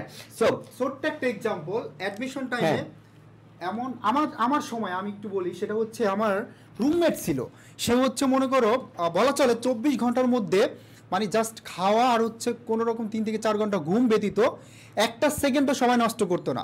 এবং সে এত পরিমাণ বই পড়তো, ধরো ইংরেজির জন্য 2টা, বাংলার জন্য 2টা-3টা করে পড়তো, এই 17 ঘন্টা করে পড়তো। মানে সে অনেক পরিশ্রম করছে, কিন্তু তারপরও তার চান্স হয় না। আমি বলতেছি না যে সে অনেক খারাপ স্টুডেন্ট, সে আমার থেকে অনেক ভালো স্টুডেন্ট ছিল, কিন্তু হয় নাই। একটা ঠিক আছে, নিতে হবে যে আমরা শুধু গাদার মতন পরিশ্রম করলে ভাই ঢাকা বিশ্ববিদ্যালয়ে জীবন হবে না। আমি এখানে অনেক স্টুডেন্ট আছে, অনেক, যেমন ধরো রিখা বা দীপরাজ, সজীব বা সুমাইয়া, অনেকে আছে, অনেক পড়াশোনা করতেছে, বা অনেক নাম না জানা শিক্ষার্থী অনেকে আছে। শুধু পড়াশোনা করলে ভাই হয় না। বিশ্ববিদ্যালয়ে ভর্তি পরীক্ষায় একটা বিষয় হচ্ছে বেশি পড়লে পণ্ডিত হবা, কিন্তু বিশ্ববিদ্যালয়ে চান্স পাবে না। এই কথাটা আমার এক শিক্ষক বলতো যে বেশি বললে স্যার পণ্ডিত হবেন, কিন্তু বিশ্ববিদ্যালয়ে চান্স পাবে না। বিশ্ববিদ্যালয়ে চান্স পাইতে হলে আমাকে কি পড়তে হবে আর কি পড়তে হবে না, এই জিনিসটা আমাকে কি করতে হবে, ক্লারিফাই করতে হবে। কি পড়তে হবে না বাদ, কি আমার ক্ষেত্রে বাদ, আর কি পড়তে হবে এই জিনিসটা জানতে হবে। ইয়েস, বুঝাতে পেরেছি আমি সবাইকে? আর এটা হচ্ছে তুমি নিজে হচ্ছে কোশ্চেন ব্যাংক অ্যানালাইসিস করবাই, আর তোমাদের জন্য আমরা প্রত্যেকটা পয়েন্ট ধরে ধরে দেখাবো। ঠিক আছে, এটা আমরা একটু আমাদের কোর্সটা নিয়ে একটু কথা বলি। সেটা হচ্ছে দেখো তোমাদের জন্য আমরা এখনই দেখাচ্ছি, এখনই আমরা তোমাদের জন্য নিয়ে আসি টার্গেট ডিওয়াইসো ব্যাস। জাস্ট তুমি এটা করো, এই কাজটা করো যে আমার ক্লাস আজকে দেখো, ক্লাস দেখে তুমি হচ্ছে ডিসিশন নাও যে ভাইয়াদের কোর্সে ভর্তি হওয়া যাবে কিনা। ঠিক আছে, ক্লাস দেখেই হচ্ছে তুমি ডিসিশন নাও। এখানে যে টিচার প্যানেল আছে সবাই ঢাকা বিশ্ববিদ্যালয়ে বর্তমানে পড়তেছে, ঠিক আছে। এবং এখানে তোমার মহাসিন স্যার বলো, আমাদের সুবিয়ান স্যার আছে, এই চারজন FBS হ্যাঁ এরা তো হচ্ছে এরা ঢাকা ইউনিভার্সিটির স্টুডেন্ট। এরা পড়াশোনা শেষ করে তোমাদের 13 থেকে 14 বছর যাবত অ্যাডমিশন পড়াচ্ছে, সব কিন্তু তারা জানে, ঠিক আছে। সো এই কোর্সে আমাদের 20 তারিখ থেকে ক্লাস শুরু হবে। এখন ভর্তি হলে কিন্তু ডিসকাউন্ট আছে স্যার, সেটা হচ্ছে 3199 টাকা। এই সুযোগটা কিন্তু সবসময় পাবে না। এখন আমরা তোমাদের দেখাবো যে আমাদের কোর্সে কি কি থাকছে, আমরা কি কি দিব। এই যে কোশ্চেন ব্যাংকের কথা বললাম না, কোশ্চেন ব্যাংক তোমাদেরকে আমরা কি করব, তোমাদেরকে আমরা কোশ্চেন ব্যাংক দিয়ে দিব। কি কি থাকছে আমরা বেশি কিছু দেখাচ্ছি না, মানে কি কি থাকছে বলতে আমরা কি কি ওদেরকে দিব আমাদের কোর্সের সাথে। ওকে স্যার, এটা একটু আমি বলতে চাই যে অনেক তুমি দেখবা যে অনেকগুলো তো প্ল্যাটফর্মই আছে। সো প্ল্যাটফর্মের ভিত্তিতে তুমি নিজেকে জাজ করবা না যে কারা ভালো ক্লাস নিচ্ছে, কাদের ভালো রিসোর্স আছে, কারা কোন জায়গা থেকে পড়াশোনা করছে, এটা দেখবা। একটা কথা তোমাকে আমি হরফ করে বলতে পারি, আমি আর রাকিব বা আমরা যারা FBS এ পড়াশোনা করছি, FBS এ কি ঘটতেছে এটা আমি তোমাকে আপডেট দিতে পারবো, কিন্তু যে FBS এর না, যে ঢাকা ইউনিভার্সিটি না, সে তোমাকে কখনো ঢাকা ইউনিভার্সিটির স্বপ্ন দেখাতে পারে না, আমি মনে করি পার্সোনালি। এই যে কিছুদিন আগে একজন ঢাকা কলেজের 7 কলেজের একজন মনে হয়, তিতুমির কলেজের একজন মনে হয় বিভিন্ন অনলাইন প্ল্যাটফর্ম চালু করে দিয়েছে, নিজের মতো নিজে ক্লাস করাচ্ছে। উই হ্যাভ আইডেন্টিটি, আমাদের আইডেন্টিটি আছে যে আমরা ওই পর্যায়ে তোমাকে নিয়ে যেতে পারবো, ওই জায়গায় তোমাকে স্বপ্ন দেখাতে পারবো। গত বছর আমরা হাজার খানেক স্টুডেন্ট পড়েছি শুধু FBS এর স্বপ্ন দেখানোর জন্য, ক্লিয়ার? তো এই বছর আমরা নতুনত্ব কি রাখছি এই বিষয়টা একটু তোমাদেরকে ক্লিয়ার করতে চাই। ওকে, ফার্স্ট অফ অল হচ্ছে question bank PDF. Question bank কিনে লাগবে না, তোমার পিডিএফ দিয়ে দিব আমরা, তোমার পিডিএফ দিয়ে দিব। সবচেয়ে বড় কথা, অনেকে আছে কোশ্চেন ব্যাংক 2 থেকে 250 টাকা দিয়ে কিনে নেন। কিনে আমাকে বলো যে কোশ্চেন ব্যাংকটা 2 থেকে 250 টাকা দিয়ে কিনে নেই ডিউর জন্য, কিনে। ওকে, কিন্তু আমরা একমাত্র এখানে তোমাদেরকে কোশ্চেন ব্যাংক পিডিএফ ফ্রি দিব। তারপর আমরা চলে আসি লেকচার শিট এবং প্র্যাকটিস শিট। মানে লেকচার শিট পড়লে তোমার বই লাগবে না, এটাও আমরা তোমাদেরকে দিব। এবং লেকচার শিট পড়ে প্র্যাকটিসের জন্য যা লাগবে সেই প্র্যাকটিস শিট বলতে পারো বা প্র্যাকটিস বুকও বলতে পারো। এটা কিন্তু হাতে দিয়ে দিব একদম কপি। তারপরে এই যে প্রিন্টেড কপি, তাবিজ, মানে ঢাকা বিশ্ববিদ্যালয়ের ট্রান্সপোর্ট টার্গেট ডিউআইসও টার্গেট ডিউ টার্গেট বুক। এটা হচ্ছে বলা চলে যে তাবিজ বা মূল মন্ত্র, এটা আমরা তোমাদেরকে দিচ্ছি একদম ফ্রিতে। তারপরে হচ্ছে আরো ইম্পর্টেন্ট যেটা, সেটা হচ্ছে তোমার অফলাইন এবং অনলাইন এক্সামের একটা সুবিধা। অনলাইন এক্সাম তো আমরা নিবই, পাশাপাশি তোমাদের বাড়িতে আমরা OMR পাঠাই দিব। OMR তুমি বসে পরীক্ষা দিবা, অফলাইন পরীক্ষা দিবা। এই যে তুমি আজকে টপিকটা পড়তেছো, এই টপিকটার উপর এক্সাম দাও। 3-4টা টপিক আমরা একসাথে কভার করার পর তারপর বাসায় বসে তুমি একসাথে পরীক্ষা দিবা। বাংলা, ইংরেজি, অ্যাকাউন্টিং, ম্যানেজমেন্ট, মার্কেটিং, ফাইন্যান্স একসাথে 100 মার্কের। পরীক্ষার সময় তুমি 1.5 ঘন্টা সময় পাবে। আগে তোমার এমন ভাবে নিজেকে প্রস্তুত করতে হবে পরীক্ষার হলে গিয়ে যাতে তোমার ঘড়ির দিকে তাকাতে না হয়, এভাবে টাইম মেইনটেইন করতে হবে। জীবনের 90 মিনিট সবচেয়ে গুরুত্বপূর্ণ। আগে আমরা একটু একসাথে দেখে আমার পড়াশোনাটা শুরু করে দেই। আচ্ছা, আরেকটা বলছো ইউনিভার্সিটি ওয়াইজ OMR শিট। হ্যাঁ, OMR শিট যেটা বললাম বাসায় বসে পরীক্ষার জন্য। তারপর ভোকাবুলারি বুক কেউ দিবে না, একটা জিনিস কেউ দিবে না। ভোকাবুলারি বুক হচ্ছে ঢাকা ইউনিভার্সিটিতে তোমাকে 5 পে পাস করতে হবে ইংলিশে, এটা মাথায় রাখতে হবে। ঢাকা ইউনিভার্সিটিতে ইংলিশে রিকোয়ারমেন্ট 5 না পাইলে তুমি যত জায়গায় তুমি যত 12টা করে এমসিকিউ সব জায়গায় কারেক্ট করে যাচ্ছে, ইংলিশে 5 পাওনি তাহলে তুমি ঢাকা ইউনিভার্সিটি চান্স পাওনি। মানে কথা আছে, ইংরেজিতে যদি তুমি পাস করতে পারো ঢাকা বিশ্ববিদ্যালয়ে FBC একটা সিট তোমার নিশ্চিত, আর এটা আসলেই সত্যি, ঠিক আছে। সো ভোকাবুলারি বুকটা তোমরা একদম ফ্রিতে পাবে যারা আমাদের কোর্সে এনরোল করবা। বাংলা বিবেচন বুকটাও থাকবে এবং স্পেশালি স্টুডেন্ট সাপোর্ট এবং কাউন্সিলিং, আমরা একদম 1-to-1 কাউন্সিলিং করব। তুমি চাইলে আমার সাথে যোগাযোগ করতে পারবা, তোমার হৃদয় স্যারের সাথে যোগাযোগ করতে পারবা, মহসিন স্যারের সাথে কথা বলতে পারবা, প্রবলেম হলে সাথে সলভ করে নিতে পারবা। এই বিষয়গুলো আমরা দরকার হলে আমাদের আইডিগুলো একটু পিন করে দিই, বা আমার নাম আমি একটু পিন করতেছি। আচ্ছা, তারপর হচ্ছে আমরা আরেকটু দেখাই আমাদের, দেখো সম্ভাব্য ব্যাচ ICU 1.0, এটা হচ্ছে ক্লাস শুরু হবে তোমার খুবই শীঘ্রই, বলতে 20 তারিখ থেকে শুরু, ঠিক আছে। 20 তারিখে ক্লাস শুরু। ICU 2.0 আছে, ICU 3.0 এবং GST 1.0, আর হচ্ছে সর্বশেষ C 1.0, ঠিক আছে। এই কোর্সগুলো হচ্ছে আমাদের এই বছর আসবে। তোমরা হচ্ছে অবশ্যই ICU 1.0 বা 1.0 এই ব্যাচটিতে ভর্তি হলে ইনশাল্লাহ, এই ব্যাচটিতে ভর্তি হলে তুমি কিন্তু 2 মাসের মধ্যে তোমার একদম বেসিক ফাউন্ডেশন থেকে শুরু করে অ্যাডমিশনের জন্য পুরোপুরি কোর্স কমপ্লিট করে ফেলতে পারবা। সো এখন ভর্তি হলে কিন্তু তোমার জন্য সুযোগ আছে। মাত্র কত টাকা কোর্স ফি একটু বলে দেন, আমরা পড়াশোনা চলে যাই। কোর্স ফি হচ্ছে 3199। কোর্স ফি ওকে, আমি তোমাদের আইডিটা দিয়ে দিচ্ছি। 3199। ওকে, অল ইন ওয়ান। এটা কিন্তু ভর্তি হতে হবে কত তারিখের মধ্যে? 19 অগাস্ট। ক্লিয়ার?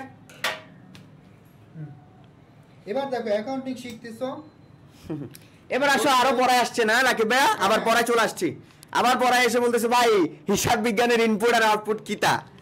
কিতা এটা যদি না জানতে পারেন তাহলে ভাই হিসাব বিজ্ঞান শিখে কোনো লাভ নাই। ঠিক আছে, ইনপুট আউটপুট হ্যাঁ ইনপুট আউটপুট যদি না কি দিব কি বের করব এটা তো জানতে হবে, তাই না? হ্যাঁ হ্যাঁ। তো দেখো আমরা মেইনলি মানে একদম কি দিয়ে হিসাব বিজ্ঞানটা শুরু করি এবং শেষে গিয়ে আমরা কি পাই, মানে আউটপুটটা কি, রেজাল্টটা কি, এটা আমাদের জানা লাগবে। ঠিক আছে, তো দেখো সর্বপ্রথম কাজ ছিল আমার একটা ঘটনা থেকে, এই ঘটনা থেকে চিহ্নিত করবো আমি যে এটা হচ্ছে লেনদেন কিনা, এবং লেনদেন কি এটা একদম একটু যে ক্লিয়ার করবো আমরা, সমস্যা নাই। হ্যাঁ, তার মানে দেখো এই যে লেনদেনটা আমার জানা লাগবে। প্রথম কাজে আমরা কি লেনদেন, এই কাজটা দিয়ে আমার হিসাব বিজ্ঞান শুরু হয়। ঘটনা থেকে আমি এটা কি করি, চিহ্নিত করি। ঠিক আছে, তার মানে আমরা বলতে পারি এটা দিয়ে যেহেতু শুরু হচ্ছে, এই লেনদেনটা হচ্ছে কি ইনপুট, এবং সর্বশেষে গিয়ে আমরা কি পাই বলেন তো? সর্বশেষে গিয়ে তথ্য পাই। এটা কোথা থেকে পাই? তথ্য পাই আমরা হচ্ছে গিয়ে আর্থিক বিবরণী থেকে, তাই না? তার মানে কি আর্থিক বিবরণী থেকে, আর্থিক বিবরণীর মাধ্যমে কি আমরা কি করি, হিসাব বিজ্ঞানটা কমপ্লিট করি, শেষ করে ফেলি। এত ইজি কেন ভাই? হ্যাঁ, এত ইজি কেন? হিসাব বিজ্ঞান আসলে ইজি, এবং শর্টকাট টেকনিকে পড়তে পারলে সবার কি ইজি লাগছে কিনা আমাকে একটু বলো। তো দেখো ইনপুট এবং আউটপুটটা হচ্ছে আমার লেনদেন ছিল আর আর্থিক বিবরণী, মানে কি দ্বারা আমরা শুরু করতেছি, শেষ হচ্ছে কোনটা দ্বারা? মানে আমরা খেলা শুরু করেছি লেনদেন দিয়ে, হ্যাঁ, খেলা শেষ করছি আর্থিক বিবরণী দিয়ে। কোন জায়গায় লিখে রাখো, খেলা শুরু লেনদেন দিয়ে, খেলা শেষ আর্থিক বিবরণী দিয়ে। শেষ। তো আমরা কমপ্লিট করে ফেললাম। ঠিক আছে, কমপ্লিট করে ফেললাম। এবার দেখো এখান থেকে কিভাবে কোশ্চেনটা আসে। এই যে কোশ্চেন আছে ঢাকা বিশ্ববিদ্যালয়ে, যে নিচের হিসাব বিজ্ঞানের ইনপুট কোনটি, আউটপুট কোনটি। আমরা এখন যদি কনসেপ্ট ক্লিয়ার করছি স্যার, আমরা কি করতে পারবো, জাস্ট 2 সেকেন্ডের বেশি লাগবে না, তুমি আনসার করে ফেলতে পারবা, ইজিলি আনসার করতে পারবা। প্রত্যেকে চেষ্টা করো, আমরা তারপরে ব্যাখ্যা করতেছি, সমস্যা নাই। ঠিক আছে,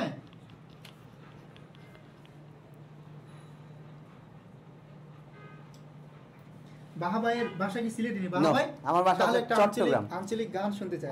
আঞ্চলিক গান যদি শুনতে চান, আমার বাসা হচ্ছে চট্টগ্রাম, আমার বাসা সিলেট না। সিলেটের ভাষা চট্টগ্রামের ভাষা কিন্তু সেম না। ওকে, আমরা ইনশাআল্লাহ এই লাইনটা শেষ করার পর আমি তোমাদেরকে চট্টগ্রামের দুটো ভাষা বলবো না, ঠিক আছে? এটা যারা যারা অ্যানসার কারেক্ট করতে পারবে আমি কয়েকটা চট্টগ্রামের ল্যাঙ্গুয়েজ শিখিয়ে দেওয়া হবে। আর এডুকেশনে কিন্তু একটা জিনিস ফ্রি থাকে সব সময়। তাদের জন্য আরেকটা স্যার, আপনি কি হচ্ছে ধরেন আজকে যারা ক্লাস করতেছে, আমরা ওদেরকে যদি একটা অফার করি যে এখান থেকে যারা যারা ঢাকা বিশ্ববিদ্যালয়ে চান্স পাবে তাদের জন্য একটা স্পেশাল গিফট আপনার পক্ষ থেকে দেওয়া যাবে। হ্যাঁ, আমার পক্ষ থেকে হচ্ছে স্পেশাল গিফট হচ্ছে ঢাকা ইউনিভার্সিটিতে মানে এফবিএস এ হচ্ছে 101 টাকার চা পাওয়া যায়। 101 টাকার চা পাওয়া যায়। হ্যাঁ হ্যাঁ। সো আমি গতবার হচ্ছে যারা যারা ঠিক আছে সবাইকে আমাদের খাওয়ানো হয়েছে, মানে খাওয়ানোর কথা ছিল কিন্তু ওরা ক্যাম্পাসে আসতে পারে নাই, কারণ হচ্ছে তোমার বিভিন্ন কারণে, সরকার বিভিন্ন কারণে হচ্ছে ক্যাম্পাস খোলা হয়নি।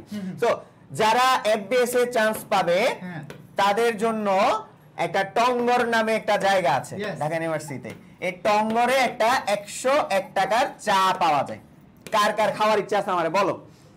ওকে, ঢাকা ইউনিভার্সিটি টঙ্গরে একটা 101 টাকার চা পাওয়া যায়। কার কার খাওয়ার ইচ্ছা আছে বলো। এটা ফ্রিতে একদম, যারা যারা এফবিএস এ চান্স পাবা সবার জন্য থাকবে। ওকে, সো বলো যে ভাই, যে বাহা ভাই আর হচ্ছে এই পুরস্কারের জন্য হলেও আমাকে ঢাকা বিশ্ববিদ্যালয়ে এফবিএস এ চান্স পেতে হবে। আমারও যদি আবার করতো, জীবনে মিস করতাম না। চায়ের সাথে বিস্কুট থাকবে। সত্যি স্যার, আমার যদি আপনি ব্যাপারটা করেন তাহলে আমি কিন্তু ইনশাআল্লাহ স্যার আপনারাও খাওয়াবো, সমস্যা নাই, আপনারাও খাওয়াবো ইনশাআল্লাহ। আপনারাও খাওয়াবো, ওদের একটু দেখি। হ্যাঁ, চা আমি অনেক খাই, চায়ের সাথে বিস্কুটে খাইবো ইনশাআল্লাহ। ওকে, হ্যাঁ, আতিকিয়া আছে, জান্নাত আছে, তারপর হচ্ছে লামি শাহজাহান আছে, তারপর হচ্ছে প্রীতম আছে, তারপর রাফি আছে, ঝরা পাতার কুয়াশার রাতি। মাশাআল্লাহ, কি নাম, মাশাআল্লাহ, ঝরা পাতার কুয়াশার রাতি। সো সবার জন্য কিন্তু 101 টাকার চা বরাদ্দ থাকবে। আজকে লিখে রাখো যে বাবা বলেছিল যে আমি যদি এফবিএস এ চান্স পাই তিনি আমাকে 101 টাকার চা খাওয়াবেন। আর আছে ওরা একটু রাগ করবে, ও সবার নাম যেহেতু বলছে ওদের একটু বলি। আচ্ছা, আমাদের সাথে আফসান আছে, তারপরে হচ্ছে তৈমুর আছে, তারপরে আলামিন আছে, তারপরে হচ্ছে জান্নাতুল মাওয়া আছে, শ্রাবণ দে আছে, অনন্যা আছে, সাকিবুল আছে, রোজা আছে, শারমিন আছে। সবাই হচ্ছে চা খাবে। এবং এটা যদি হচ্ছে তোমরা বাহাবাইয়ের কাছ থেকে নিতে চাও, অবশ্যই কি ডিউ এফবিএস আসতে হবে। ঠিক আছে, চান্স পেতে হবে, পরে বলতে হবে যে ভাই বলছি না খাওয়ালে কিন্তু আজকে হচ্ছে আপনাকে ছাড়তেছি না। ঠিক আছে, ধরবা ডিরেক্ট ধরে ফেলবা, দরকার হলে ব্যাগসহ নিয়ে চলে আসবে আমার। ওকে ধর আমি চলে যাচ্ছি পালায়া। আরে ভাই আপনি বলছিলেন ভাই চা খাওয়াবেন, আসেন। জারিফও আছে, জারিফ আছে। ওকে ওকে ঠিক আছে। তো স্বপ্ন দেখো, স্বপ্ন বাস্তবায়নের জন্য আমরা ইনশাল্লাহ শেষ পর্যন্ত তোমাদের সাথে থাকবো। যেহেতু হচ্ছে প্রথম ক্লাস, আমরা অবশ্যই তোমাদেরকে একটু আইডিয়া দেওয়ার ট্রাই করতেছি যে এফবিএসটা কি, অথবা হচ্ছে এফবিএসে কি করা লাগবে পরীক্ষার জন্য। ভাই এটাই দরকার, ইয়েস পড়াশোনা সবাই স্বপ্ন লাগবে ভাই, স্বপ্ন ছাড়া ইম্পসিবল। আমি যদি তোমার এফবিএস সম্পর্কে না দেখাই এফবিএস জিনিসটা কি, আমি যেই স্বপ্নের জন্য হাঁটতেছি, যেই স্বপ্নের জন্য আমি এত বড় একটা স্ট্রাগলের জন্য যাব, 12 বছরের সাধনা বলছো তুমি, তাহলে ওইটারে যদি আমি না চিনলাম, খালি পড়াশোনা নিয়ে বললাম, তাহলে ভাই হইলো না। স্বপ্নরে আগে মন থেকে নিয়ে নিতে হবে। তুমি যখন কোন একটা মানুষকে ভালোবাসো বা কোন একটা জিনিসকে ভালোবাসো, তখন সেটা মন থেকে পাওয়া লাগবে। ধর আমার একটা সাইকেল লাগবেই, ওই সাইকেলের প্রতি আমার ভালোবাসা আনা লাগবে। ওই সাইকেলের পেডেল কেমন, ওই সাইকেলের হ্যান্ডেল কেমন, ওই সাইকেলের চাকা কেমন, ওই সাইকেলের রং কেমন, প্রত্যেকটা জিনিসের প্রতি আমার ভালোবাসা থাকতে হবে। ঠিক তেমনি তুমি যদি তোমার জায়গায় ওই জায়গায় যেতে চাও, অবশ্যই ভালোবাসা অবশ্যই রাখতে হবে। তোমরা অনেকে হচ্ছে বলতেছো পড়ান ভাই, এখন আমরা একটা না কিছু করে পড়াবো, ধুমছে সবাই মনোযোগ দাও, ঠিক আছে? তারপরে আবার আমরা চলে যাব। দেখো লুকা পেসিউলি কে ছিলেন? আমরা সবাই জানি ভাই, সবাই জানি যে who is the father of accounting, যে লুকা পেসিউলি হচ্ছে হিসাব বিজ্ঞানের জনক। এখন ভাই হিসাব বিজ্ঞানের জনক কে? লুকা পেসিউলি। এই জন্য তোমরা জানো যে ভাই লুকা পেসিউলি হচ্ছে একজন হিসাব বিজ্ঞানী। এরকম হতে পারে না ব্যাপারটা। মূলত এই লুকা পেসিউলি কিন্তু হিসাব বিজ্ঞানী না, তিনি ছিলেন একজন গণিতবিদ। তোমরা একটা বইয়ের নাম প্রত্যেকেই জানো, যে হচ্ছে 1494 সালে একটা বই লিখছে, যে সুম্মা ডি অ্যারিথমেটিকা জিওমেট্রিয়া প্রপোর্শনিয়েট প্রপোর্শনালিটা। তোমরা জানো এই বইয়ের 36টা অধ্যায় আছে। এই 36টা অধ্যায়ের মধ্যে মাত্র একটা অধ্যায়, মানে পঞ্চম অধ্যায়ে তোমার হচ্ছে দ্রুততম দাখিলা পদ্ধতি সম্পর্কে লিখছে, এবং এই দ্রুততম দাখিলা পদ্ধতি থেকে তোমার হিসাব বিজ্ঞানের উৎপত্তি হয়েছে। তার মানে আমরা বলতে পারি যে তিনি মূলত ছিলেন একজন গণিতবিদ। কারণ তার এই যে বইটার পুরোটাই ছিল কি বলতো, পুরোটাই ছিল হচ্ছে কিসের উপরে লেখা, পুরোটাই ছিল গণিতের উপর লেখা। জাস্ট একটা চ্যাপ্টার তিনি হিসাব বিজ্ঞানের উপরে লিখছেন। তার মানে আমরা বলতে পারি লুকা পেসিউলি ছিলেন একজন গণিতবিদ। লুকা পেসিউলি কে ছিলেন? একজন গণিতবিদ। সবাই একটু দেখো, সবাই প্রত্যেকে ক্লিয়ার কিনা? তিনি ছিলেন মূলত একজন গণিতবিদ।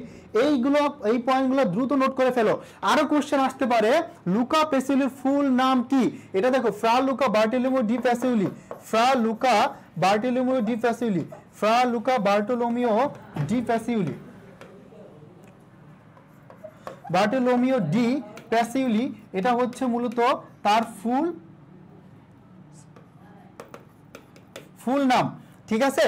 ফ্রা লুকা বার্টোলোমিও ডি পেসিউলি, এটা হচ্ছে লুকা পেসিউলির ফুল নাম। তার মানে এই 3 থেকে 4টা ক্যাটাগরিতে তোমাদের কোশ্চেন আসতে পারে, এবং অবশ্যই এটা করবো তোমরা একটু সবাই, আমরা হচ্ছে রেসপন্সটা বেশি করবো প্লিজ, এটাই দরকার তোমাদের। হচ্ছে যা দরকার আমি কথা দিচ্ছি, আমি দিব, এবং যেখান থেকে পড়াবো সেখান থেকে কোশ্চেন আসবে।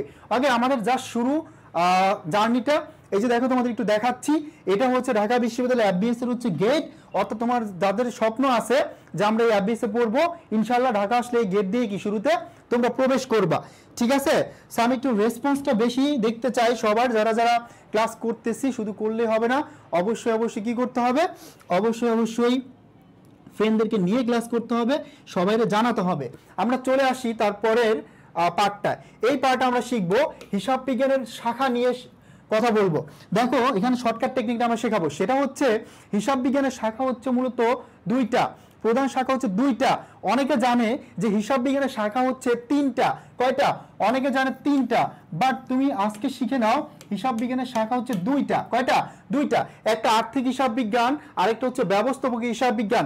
এখন খেয়াল করো, এই যে উৎপাদন বা হিসাব বিজ্ঞান, এটাকে একটা আলাদা শাখা নামে অনেকে বলে, বাট এই উৎপাদন বা হিসাব বিজ্ঞান, এটা হিসাব বিজ্ঞানের কোনো আলাদা শাখা নয়, এটা মূলত ব্যবস্থাপক হিসাব বিজ্ঞানের একটা অংশ। তার মানে আমরা বলতে পারি বা আমরা ক্লিয়ার করতে পারি হিসাব বিজ্ঞানের প্রধান শাখা হচ্ছে 2টা, একটা আর্থিক হিসাব বিজ্ঞান, একটা ব্যবস্থাপক হিসাব বিজ্ঞান। এখন এখানে কোশ্চেন আসতে পারে, আর্থিক হিসাব বিজ্ঞান কাদের জন্য তৈরি করা হয়? এটা হচ্ছে বহিস্থ ব্যবহারকারীদের জন্য। কাদের জন্য? বহিস্থ ব্যবহারকারীদের জন্য। বহিস্থ ব্যবহারকারীদের জন্য এই আর্থিক হিসাব বিজ্ঞান তৈরি করা হয়। আর ব্যবস্থাপক হিসাব বিজ্ঞান তৈরি করা হয় অভ্যন্তরীণ ব্যবহারকারীদের জন্য। আর এটা তৈরি করা হয় অভ্যন্তরীণ ব্যবহারকারীদের জন্য, অভ্যন্তরীণ ব্যবহারকারীদের জন্য। ক্লিয়ার? এই দুইটা পয়েন্ট সবাই ক্লিয়ার কিনা আমাকে একটু প্রত্যেকে ক্লিয়ার করো। এই জায়গাগুলো থেকে তোমাদের কোশ্চেন আসবে, এবং যারা যারা হচ্ছে ক্লাস করতেছি দেখতেছি এখন পর্যন্ত হচ্ছে কোনো ফ্রেন্ডদেরকে জানাই নাই, মেনশন করি নাই, অবশ্যই অবশ্যই প্রত্যেকে হচ্ছে একটু মেনশন করে দেয়।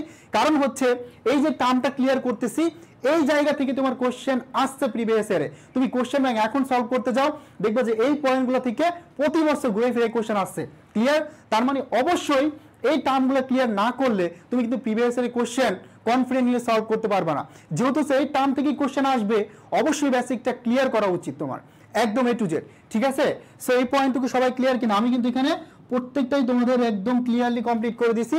সো এই পয়েন্টটুকু সবাই ক্লিয়ার কিনা, এবং আমি এখনই তোমাদেরকে দেখাবো প্রিভিয়াস ইয়ার এখান থেকে কিভাবে কোশ্চেন আসছে। ঠিক আছে? প্রিভিয়াস ইয়ারে কিভাবে কোশ্চেন আসছে এটা আমরা এখনই দেখাবো।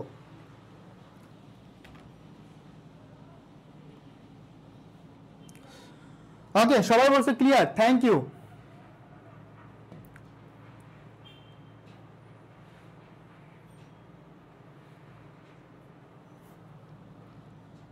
ওকে, তো দেখো এখানে এই পয়েন্টে একটু দেখো ভালো করে, সেটা হচ্ছে তোমার আর্থিক হিসাব বিজ্ঞান তৈরি করা হয় মূলত কাদের জন্য, একটু আগে আমরা ক্লিয়ার করলাম। এই কোশ্চেনটা ঢাকা বিশ্ববিদ্যালয়ে তোমার আছে 16-17 সেশনে। ঠিক আছে? এটা 16-17 সেশনে আসছে। তার মানে আমাদের এখন জানতে হবে যে মূলত আর্থিক হিসাব বিজ্ঞান এটা কাদের জন্য তৈরি করা হয়। সবাই একটু চেষ্টা করি, অনেকে হচ্ছে লিখে ফেলছি ক নাম্বার ক নাম্বার ক নাম্বার। দেখো আমি বেসিক ক্লিয়ার করলাম, সাথে সাথে ওই প্যাটার্ন একটা কোশ্চেন পেয়ে গেলাম। সো এভাবে পড়লে তোমার কখনোই ভুল হবে না, এবং আমি বিশ্বাস করি অ্যাকাউন্টিং হচ্ছে তোমার 20-এর মধ্যে 20 পাওয়া কোনো ব্যাপার না। তুমি জাস্ট আমাদের ক্লাসগুলো করো, টেকনিক ট্রিক্সগুলো তুমি নোট করে ফেলো, এবং যেভাবে আমরা গাইডলাইন প্রোভাইড করব সেটা হচ্ছে ইমপ্লিমেন্ট করার ট্রাই করো। দ্যাটস ইট, এইটুকুই। ওকে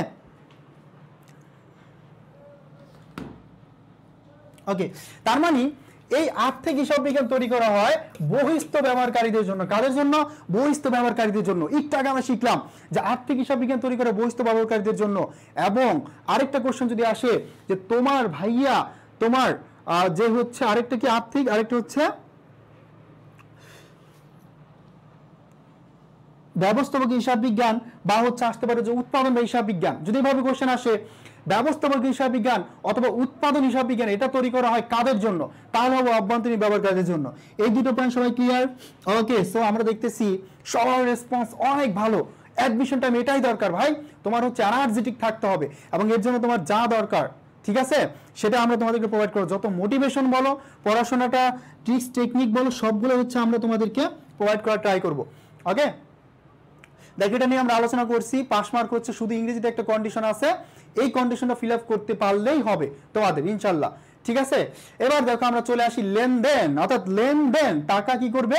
আসবে যাবে। আমরা জানি যে কোনো কিছু হচ্ছে পেতে হলে কোনো কিছু দিতে হয়, তাই না?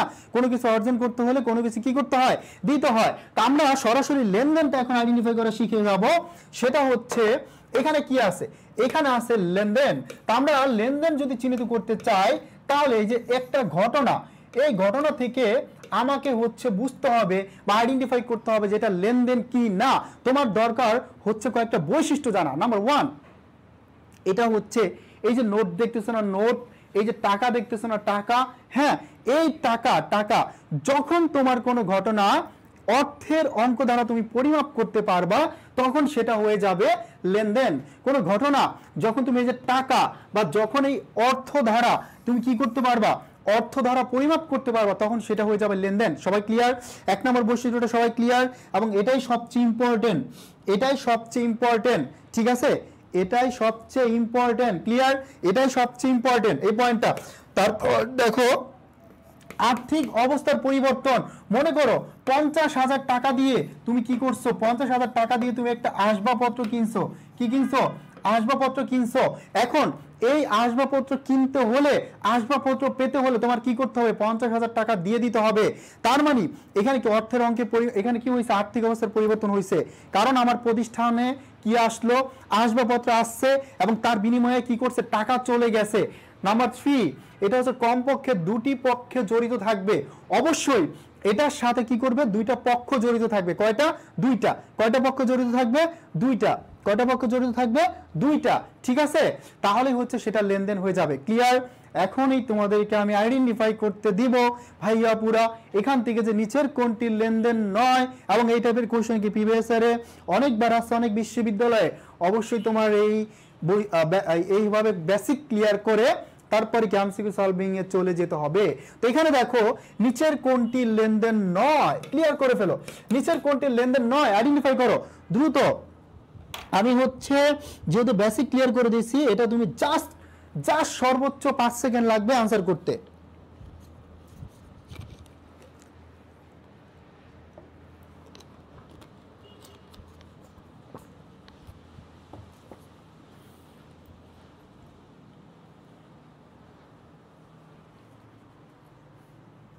ইয়েস, দীপা সজীব সবার আগে আনসার করছে, সাবাস।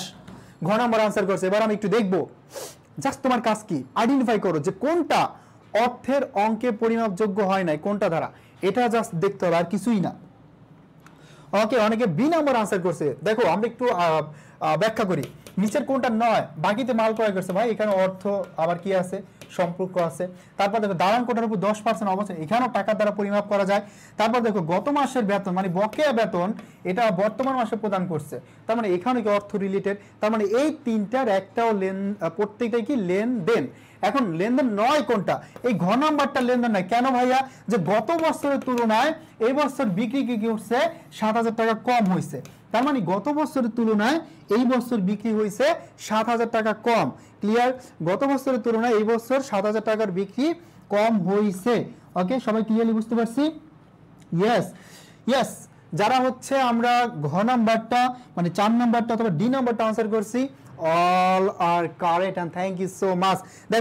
দেখো যদি হচ্ছে এই কোশ্চেনগুলো সলভ করতে পারো, মানে ভিতরে কি একটা কনফিডেন্স চলে আসে না যে হ্যাঁ আমি হচ্ছে কি ঢাকা বিশ্ববিদ্যালয়ে কোশ্চেন সলভ করতে পারবো।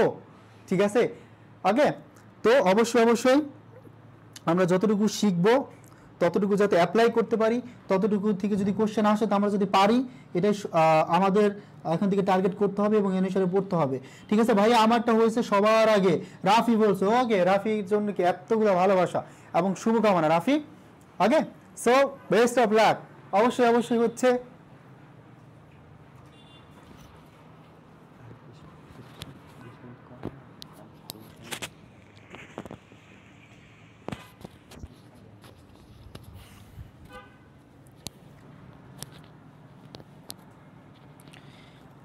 হয়নি, doesn't matter, first time solve করতেছো এটা কোনো ব্যাপার না। সো হোক বা না হোক আমি তো আছি, তাই না? একদম ধরে প্রত্যেকটা পয়েন্ট ধরে তোমাকে বুঝাবো। না বুঝে হচ্ছে তোমাকে কি করবো না, ক্লাস থেকে ছাড়বো না। ঠিক আছে, সো প্রবলেম নাই। ফাতেমা কি ফাতেহাতুজ্জাহান না, ফাতেহাতুজ্জাহান বলছে আমার নাম একবারও বলেন না। সো যদি হচ্ছে তোমার নাম অবশ্যই আসে কমেন্ট করো, তাহলে অবশ্যই বলবো। ঠিক আছে, আর সমস্যা নেই, আমাদের নাম বলাটাই বড় বিষয় না, আমাদেরকে অবশ্যই শিখতে হবে। ক্লাসে পড়তে আসি, এটাই আমরা কমপ্লিট করব। ওকে, তো দেখো ব্যবসার আর্থিক অবস্থা প্রভাবিত করে এমন অর্থনৈতিক ঘটনাকে কি বলে? খুব সিম্পল, ব্যবসার আর্থিক অবস্থাকে প্রভাবিত এরকম হচ্ছে আর্থিক অবস্থাকে প্রভাবিত করে এরকম অর্থনৈতিক ঘটনাকে, এমন অর্থনৈতিক ঘটনাকে কি বলে? সিম্পল, তাই না? যেমন যদি কোনো ঘটনা এটা অর্থের অঙ্কে পরিমাপযোগ্য হয়, তাহলে সেটা হয়ে যাবে কি? সেটা হয়ে যাবে হচ্ছে লেনদেন। যেহেতু এটা ব্যবসায়ের আছে এই জন্য হচ্ছে ব্যবসায়িক লেনদেন। যেহেতু এখানে ব্যবসায়িক আছে এই জন্য হয়ে যাবে এটা ব্যবসায়িক লেনদেন। ক্লিয়ার? তারপর আমরা চলে যাব যে অভ্যন্তরীণ লেনদেনের উদাহরণ। এখন একটা অভ্যন্তরীণ লেনদেন আমাদের জানতে হবে যে অভ্যন্তরীণ লেনদেনের উদাহরণ কোনটা। সিম্পল, দেখো একটা প্রতিষ্ঠানের অভ্যন্তরে যে লেনদেনগুলো হয়ে থাকে এটাই হচ্ছে অভ্যন্তরীণ লেনদেন। মনে করো যে নিট মুনাফা কি আছে, এই যে নিট মুনাফা, এই নিট মুনাফাকে যদি তুমি সঞ্চিতি হিসাবে স্থানান্তর করো, তখন এটা হয়ে যাবে তোমার কি বলতো, তখন এটা হয়ে যাবে একটা অভ্যন্তরীণ লেনদেন। তারপর অবচয় অবলোপন অবক্ষয় এবং হচ্ছে অবক্ষয়, এই প্রত্যেকটাই হচ্ছে তোমার লেনদেন। ক্লিয়ার? অভ্যন্তরীণ লেনদেন। এবং হচ্ছে আরেকটা যেটা এখানে আছে মণিহারি, এই মণিহারিটাও একটা অভ্যন্তরীণ লেনদেন। ক্লিয়ার? এই মণিহারিটাও কি একটা অভ্যন্তরীণ লেনদেন। এই মণিহারিটা হচ্ছে একটা অভ্যন্তরীণ লেনদেন, সবাই বুঝতে পারছি? মণিহারিটা হচ্ছে একটা অভ্যন্তরীণ লেনদেন।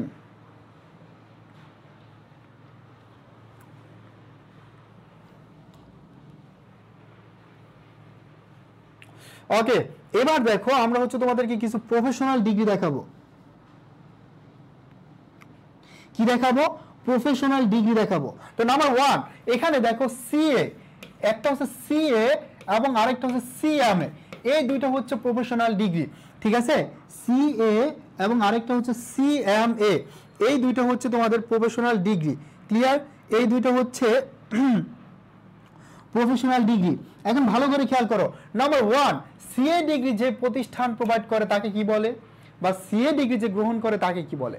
এখন তুমি যখন অ্যাকাউন্টিং নিয়ে পড়বা, তোমার একটা টার্গেট থাকবে যে ভাই আমি হচ্ছে কি করতে চাই, সিএ করতে চাই, ঠিক আছে?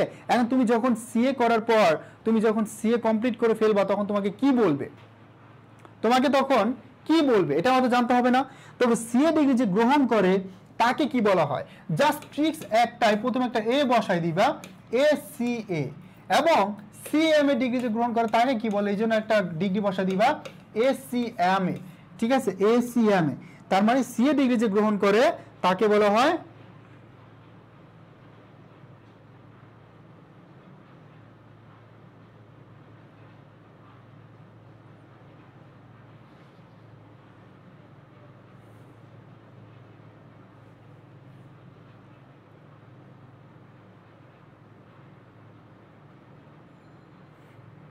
তোমাদের কি লাইভে কোনো প্রবলেম হচ্ছে?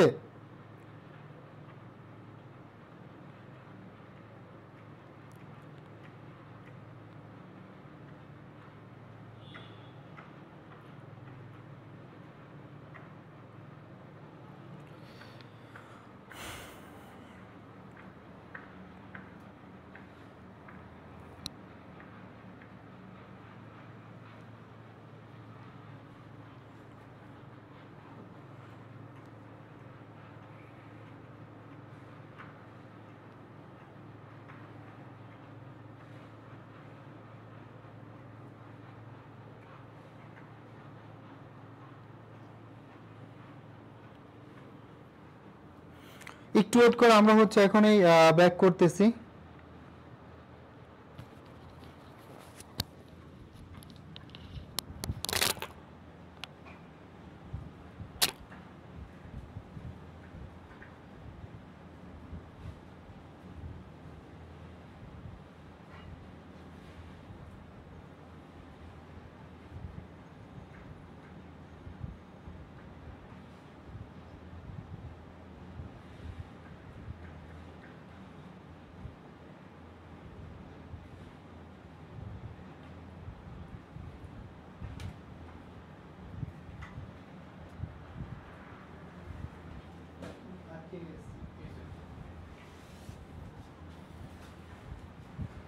আটকে গেছে।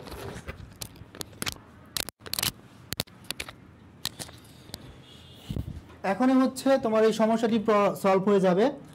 সো আমরা হচ্ছে যদি কোনো কোশ্চেন থাকে তাহলে আস্ক করতে পারি। আর যেহেতু আমরা সিএ এবং সিএমএ ডিগ্রি নিয়ে কথা বলতেছিলাম, এখানে যে সিএ ডিগ্রি গ্রহণ করে তাকে কি বলে এবং সিএমএ ডিগ্রি যে গ্রহণ করে তাকে কি বলে। সো সিএ যাদের স্বপ্ন যে অ্যাকাউন্টিং নিয়ে পড়ে ইন ফিউচারে আমি কি হবে, এসিএ হব, সো তাদের জন্য একটা গ্রেট অপরচুনিটি, ঠিক আছে? এটা সম্পর্কে ডিটেলস জানার এবং অ্যাডমিশন টেস্টে এখান থেকে যে কোশ্চেনগুলো আসে, সো এটা নিয়ে আমরা একটু কথা বলবো।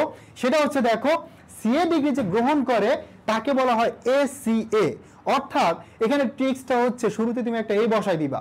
নাম্বার 2, সিএমএ ডিগ্রি যে গ্রহণ করে তাকে বলা হয় এসিএমএ। এখন সিএ মানে হচ্ছে চার্টার্ড অ্যাকাউন্ট্যান্টস এবং সিএমএ হচ্ছে কস্ট অ্যান্ড ম্যানেজমেন্ট অ্যাকাউন্টিং বা অ্যাকাউন্ট্যান্টস, ঠিক আছে? তার মানে এই সিএ এবং সিএ যে ডিগ্রি যে গ্রহণ করে এটার জন্য শুরুতেই তুমি কি করবা, একটা এ বসাই দিবা, দ্যাটস ইট, ঠিক আছে? একটা এ বসাই দিবা শুরুতে, তারপর হচ্ছে পরবর্তীতে গিয়ে আমরা জানবো হচ্ছে এই সিএ ডিগ্রি যে প্রতিষ্ঠান প্রোভাইড করে তাকে কি বলে। এখন দেখো যে প্রতিষ্ঠান প্রোভাইড করে তাকে কি বলে এটা আমাদের জানতে হবে। তো দেখো এটার ট্রিক্সটা হচ্ছে শুরুতে একটা আই থাকবে এবং শেষে একটা বি থাকবে। এখন সিএ ডিগ্রি যে গ্রহণ করে তাকে বলা হয় আইসিএবি, তাকে বলা হয় আইসিএবি, এবং সিএমএ ডিগ্রি যে যে প্রতিষ্ঠান প্রদান করে সেটাকে বলা আইসিএমএবি। তার মানে মাঝখানে তুমি ডিগ্রির নামটা বসাই দিবা তাহলেই হবে, ঠিক আছে, তাহলেই হবে। ওকে, তার মানে হচ্ছে তুমি শুরুতেই যেটা করবা সেটা হচ্ছে এই শুরুতে একটা আই থাকবে এবং শেষে একটা বি থাকবে। এখন দেখো এই যে সিএ ডিগ্রি যে প্রতিষ্ঠান প্রোভাইড করে তাকে বলে আইসিএবি। এখন আই হচ্ছে institute chartered accountants of Bangladesh. মনে করে একজন বলছে লিখে দেন ভাই, এই দেখো ইনস্টিটিউট চার্টার্ড, সিতে হচ্ছে chartered, CHARTERD, chartered accountants of Bangladesh, accountants of কি বলতো, অফ হচ্ছে বাংলাদেশ, আমরা সংক্ষিপ্তে বিডি লিখে দিলাম, ঠিক আছে। ICAB same institute cost and management accountants of Bangladesh, ঠিক আছে। তার মানে কোন প্রতিষ্ঠান এটা প্রোভাইড করে এটাকে আমরা সহজেই এটা লিখতে পারবো। ক্লিয়ার? এই দুইটা, এখানে দুইটা কোশ্চেন আমরা শিখলাম, একটা হচ্ছে কি বলতো, একটা সিএ, একটা হচ্ছে এসিএ, আরেকটা হচ্ছে এসিএমএ, এবং যে প্রতিষ্ঠান প্রোভাইড করে তাকে বলা হয় আইসিএবি, আরেকটা হচ্ছে আইসিএমএবি, ঠিক আছে। সবাই ক্লিয়ার? তোমাদের ইমতিয়াজ ভাই হচ্ছে কমেন্ট করছে, ঠিক আছে। সো সবারই চেষ্টা করতে হবে, অ্যাটলিস্ট একবার করে লিখলে এটার পরবর্তীতে তোমাদের ভুল হবে না। ওকে,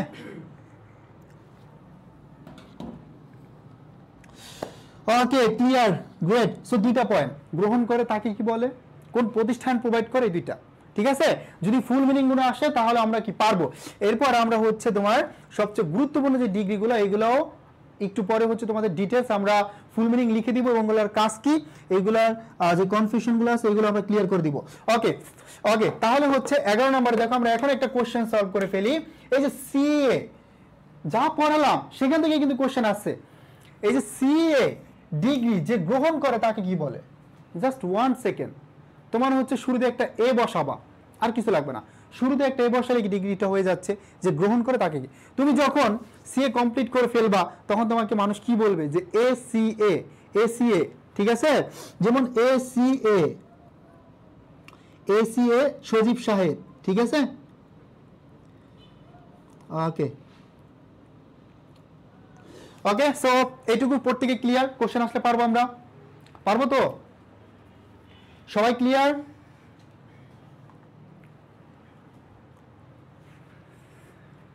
ওকে, সো তারপরে আমরা চলে যাব নেক্সট কোশ্চেনে, সেটা হচ্ছে সিএমএ। এই সিএমএ ডিগ্রি, এই সিএমএ ডিগ্রি প্রদান করে কোন প্রতিষ্ঠান। এখন দেখো ভালো করে খেয়াল করো, সেটা হচ্ছে সিএমএ ডিগ্রি প্রদান করে কোন প্রতিষ্ঠান। আমরা দুইটা পয়েন্ট থেকে দুইটা জায়গা থেকে দুইটা কোশ্চেন দিছি, একটা হচ্ছে যে গ্রহণ করে তাকে কি বলে, আর যে প্রতিষ্ঠান প্রোভাইড করে তাকে কি বলে।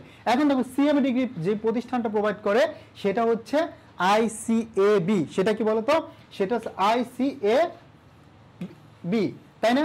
যেমন এটা যেহেতু সিএমএ ডিগ্রি তাহলে কি হবে, আইসিএমএবি, শুরুতে একটা আই এবং শেষে একটা বি।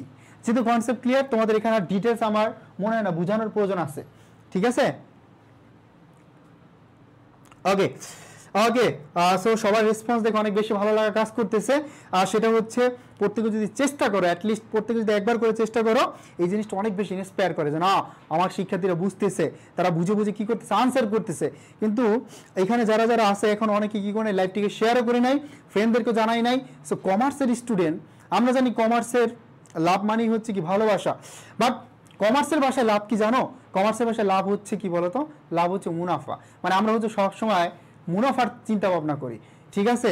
সো অবশ্যই তুমি যেহেতু এখানে মুনাফা অর্জন করতেছো, অথবা তুমি যেহেতু হচ্ছে এখানে হেল্পফুল হচ্ছে ক্লাসগুলো করে, অবশ্যই তোমার কি করতে হবে, অ্যাজ এ স্মার্ট স্টুডেন্ট হিসাবে তোমার হচ্ছে কি করা উচিত, যে তোমার বন্ধু বান্ধব যারা আছে সবাই নিয়ে ক্লাস করবা নেক্সট ক্লাস থেকে, হ্যাঁ। আর আমরা যেটা করলাম আজকে তোমাদের অনেক বিষয় আইডিয়া দেওয়ার ট্রাই করছি আমি এবং হৃদয় দুজনে, যেহেতু হচ্ছে প্রিপারেশনটা মাত্র শুরু, অনেক পড়ানো যাবে এবং আমরা পড়াবো ইনশাল্লাহ ট্রিক্স দিয়ে, সমস্যা নাই। এবং আমরা সেখানে জোর দিব যেখান থেকে কোশ্চেন আসতেছে এবং যেখান থেকে পড়লে তোমার পরীক্ষার ওই টাইপের কোশ্চেন কমন পাওয়ার পসিবিলিটি 99%, ওই কনসেপ্টগুলো ক্লিয়ার করে আমরা তোমাদের কোশ্চেন এক্সারসাইজ করাবো। ওকে, যাদের স্বপ্ন ঢাকা বিশ্ববিদ্যালয় FBS, আরেকটা জিনিস দেখায় সেটা হচ্ছে এই যে এটা দেখতেছো, এই পাশের পিকচারটা, এটা হচ্ছে তোমার ই লাইব্রেরি, ঠিক আছে, যেটা বলতে পারো যে আধুনিক লাইব্রেরি, এবং হচ্ছে বলা চলে যে তোমার ইলেকট্রনিক লাইব্রেরি, ঠিক আছে। এখানে হচ্ছে তোমরা যারা বিএসসি শিক্ষার্থী তারা অবশ্যই পড়ার একটা অপরচুনিটি পাবে এবং পড়তে পারবা, ঠিক আছে। আর পাশেরটা হচ্ছে তোমাদের এমবিএ বিল্ডিং, এখানে হচ্ছে তোমরা কি করবে জানো, এখানে তোমরা ক্লাস করবা। ওকে, এই ক্লাসরুমগুলোতে যদি ক্লাস করতে চাও অবশ্যই এখন থেকে স্বপ্ন দেখতে হবে এবং স্বপ্ন পূরণের জন্য তোমার প্রিপারেশনটা শুরু করে দিতে হবে, ঠিক আছে। এবং সাথে আমরা এডুকেশন পরিবার সব সময় তোমার পাশে থাকবো। আর তোমাদের গাইডলাইন, তোমাদের যে কোনো বিষয়ে সমস্যা সলভ থেকে শুরু করে ঢাকা বিশ্ববিদ্যালয়ে চান্স পাওয়ার রোড ম্যাপ এবং কীভাবে চান্স পেতে হবে, কিভাবে পড়তে হবে, ওভারঅল সব কিছু নিয়ে আমরা তোমাদেরকে আইডিয়া দেওয়ার চেষ্টা করব। সো ড্রিম থাকতে হবে এবং এই ড্রিম পূরণের জন্য অবশ্যই তোমার এটা ইমপ্লিমেন্ট করার জন্য পরিশ্রম করে যেতে হবে, পরিশ্রম ছাড়া কিন্তু সম্ভব না। আর আল্লাহ তাআলা কিন্তু কখনোই পরিশ্রমকারী যারা যারা পরিশ্রম করছে তাকে হতাশ করবে না। তুমি যতটুকু পরিশ্রম করছো তার রেজাল্টটা তুমি পাবেই, ঠিক আছে।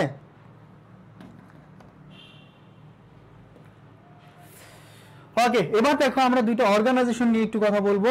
নাম্বার 1 একটা হচ্ছে গ্যাপ, নাম্বার 2 আরেকটা হচ্ছে কি বলতো, আরেকটা হচ্ছে IFRS।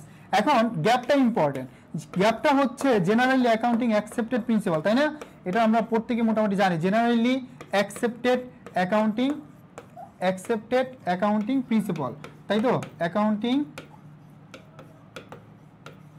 প্রিন্সিপাল আমরা একটু লিখে দিলাম। এখন যদি গ্যাস চলে আসে, যে গ্যাপের জায়গায় যদি গ্যাস চলে আসে সেমই হবে, জাস্ট অ্যাস যদি চলে আসে তাহলে প্রিন্সিপালের জায়গায় হবে স্ট্যান্ডার্ড। এই প্রিন্সিপালের জায়গায় কি হবে, প্রিন্সিপালের জায়গায় হবে স্ট্যান্ডার্ড, ক্লিয়ার? এই প্রিন্সিপালের জায়গা হবে standard. Imtiaz is on fire, তাই না? সে সবগুলো অ্যান্সার করে ফেলতেছে, গ্রেট। সবাই হচ্ছে চেষ্টা করো, সবাই আনসার করো। আচ্ছা, তুমি আনসার করলে তোমার নামটা কি অবশ্যই কি আমি পড়বো একবার করে হলো, তাই না? অনেকে হচ্ছে কি থাকে, হতাশ থাকে যে ভাই আমার নামটা বলে না একবারও। সো অবশ্যই নিজের চেষ্টা করতে হবে। তুমি আনসার করলে অবশ্যই কি একবার না হলে একবার তো একবার দেখবোই, তাই না? ওকে, লিখলে হচ্ছে এটা একদম মাথায় সেভ হয়ে যাবে, না লিখলে থাকবে না।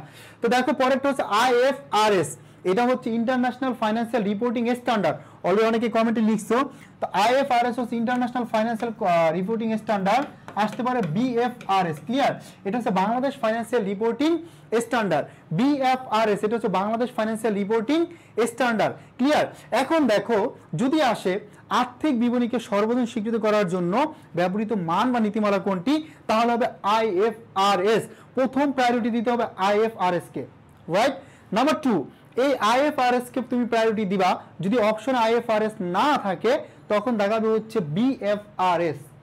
এখন যদি BFRS ও না থাকে তখন দেখাবে হচ্ছে গ্যাপ। তখন কি দেখাবে? গ্যাপ। তার মানে আর্থিক বিবরণীকে সর্বজন স্বীকৃত করার জন্য ব্যবহৃত মান বা নীতিমালা হচ্ছে IFRS। IFRS না থাকলে BFRS এবং BFRS না থাকলে সর্বশেষ গ্যাপকে তোমার কারেক্ট অ্যান্সার হিসাবে নিতে হবে। ওকে ওকে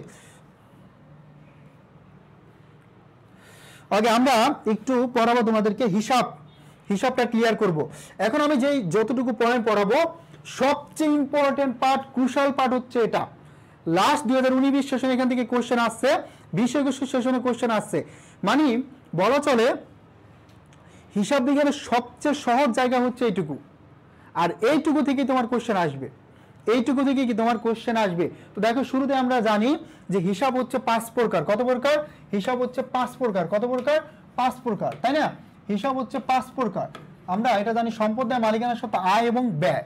এখন এই যে সম্পদ দায়, মালিকানা সত্ত্বা, আয় এবং ব্যয়, এইগুলোর মধ্যে কোনগুলা ডেবিট এবং কোনগুলা ক্রেডিট এটা আমরা জানবো, ঠিক আছে? তো দেখো এখানে আমরা শিখছিলাম যে সব মানে হচ্ছে কি সবার বউ। তার মানে আমরা জানি যে হিসাব বিজ্ঞানের ভাষায় কোনো কিছু আসলেই কি ডেবিট। তার মানে বউ আমরা কি করি বলতো? বউ আমরা হচ্ছে বিয়ে করে তারপরে নিয়ে আসি, তার মানে নিয়ে আসতেছে এই জন্য এটা কি অবশ্যই ডেবিট। জাস্ট এটা মনে রাখার জন্য, মানে সবার বউ এটা অলওয়েজ ডেবিট মনে রাখবা।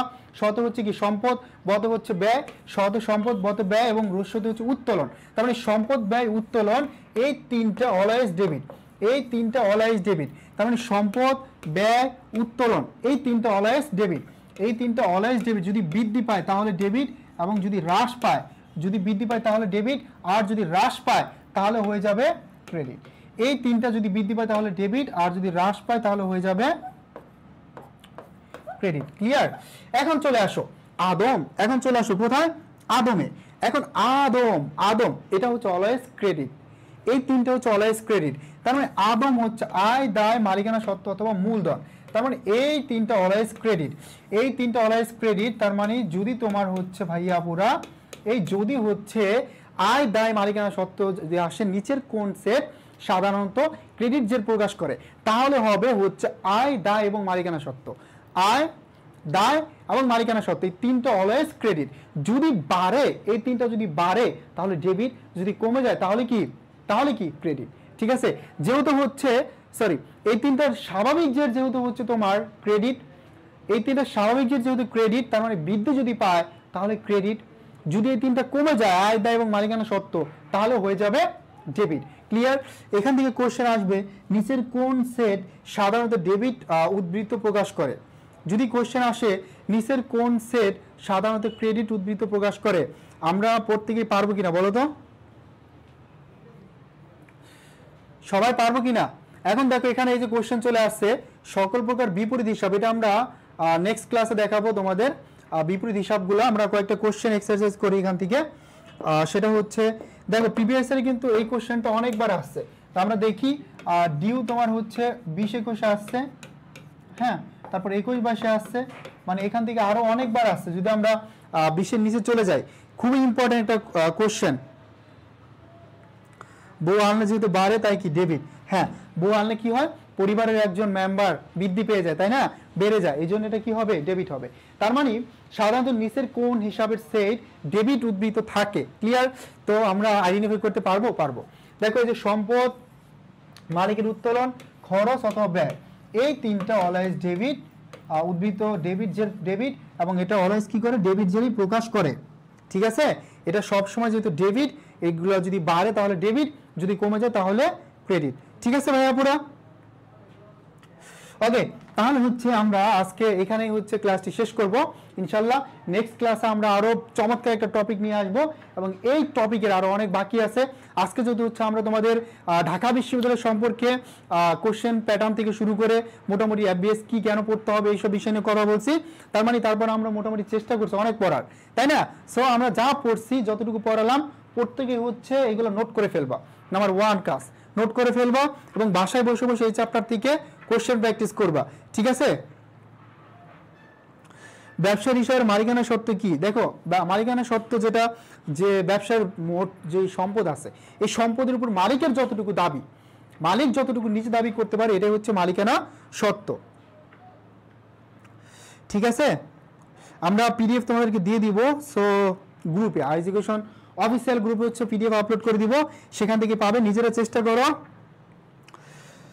হ্যাঁ, মিস করছিলাম, অনেক মিস করছিলাম। তো জাস্ট আজকে থেকে শুরু ইনশাল্লাহ। এখন থেকে আমরা হচ্ছে অ্যাডমিশনের যে ক্লাসগুলো নিব তোমাদের জন্য অনেক বেশি ইম্পর্টেন্ট, এবং সবগুলো আমরা সবচেয়ে মানে হিসাব বিজ্ঞানটা সবচেয়ে সহজ ভাষা আমি শিখাই, এবং এটা তুমি একদম পুরোপুরি ইমপ্লিমেন্ট করতে গেলে, কোশ্চেন এক্সারসাইজ করতে গেলে তুমি বুঝতে পারবা যে এটা সহজ ভাষায় কি করা যায়, এটা হচ্ছে পারা যায়। এখন আমরা একটু কথা বলি, সেটা হচ্ছে তোমাদের জন্য আমাদের যে ডিউ টার্গেট আইসিইউ ব্যাচ আছে, এই টার্গেট আইসিইউ ব্যাচ এখানে কিন্তু এখন ভর্তি হলে যেটা 1.0, এখানে দেখো এখানে হচ্ছে আমাদের 20 তারিখ থেকে ক্লাস শুরু হবে, 20 তারিখ থেকে। ঠিক আছে? তার মানে এর আগেই হচ্ছে তুমি কি করতে হবে? অ্যাডমিট হতে হবে। এবং এখানে আমরা কি কি দিচ্ছি দেখো, এখানে আমরা তোমাদের কোশ্চেন ব্যাংক দিব, আমরা ডিউ টার্গেট বুক দিব, আমরা ভোকাবুলারি বুক দিব, আমরা তোমাদের ইউনিভার্সিটি ওয়াইজ কি করব? ওএমআর শিট প্রোভাইড করব। এবং এখন ভর্তি হলে কিন্তু তোমার একটা সুযোগ আছে, সেটা হচ্ছে তুমি ডিসকাউন্টে ভর্তি হতে পারবা। ঠিক আছে? এই জন্য দ্রুত ভর্তি হয়ে যাও, এবং অবশ্যই অবশ্যই দেশ সেরা সার্ভিস নিতে চাইলে, এবং যাদের কাছ থেকে মনে করো আমাদের কোর্সে তুমি ইনরোল করলে, অবশ্যই তোমার যতটুকু টার্গেট আছে, যতটুকু হচ্ছে চাওয়া আছে, যতটুকু এক্সপেকটেশন আছে, ইনশাল্লাহ এর থেকে আরো অনেক অনেক বা হাজার গুণ বেশি পাবে। এবং আমরা ইনশাল্লাহ তোমাদের এমনভাবে পড়াবো তোমার বেসিক যদি 0 থাকে 0 থাকে ইনশাল্লাহ 0 থেকে তুমি একটা পূর্ণাঙ্গ প্রিপারেশন নিতে পারবা। সো দ্রুত ভর্তি হয়ে যাও এবং নিজে ক্লাস করো, অবশ্যই ফ্রেন্ডদেরকে জানাবে, তারাও যাতে হচ্ছে অ্যাডমিশন প্রিপারেশন শুরু করে দেয়। দিন শেষে তুমি যদি শুরু নাও করো, তোমার ফ্রেন্ডটা কিন্তু ঠিকই শুরু করে দিবে। ঠিক আছে, আজকে এই পর্যন্ত।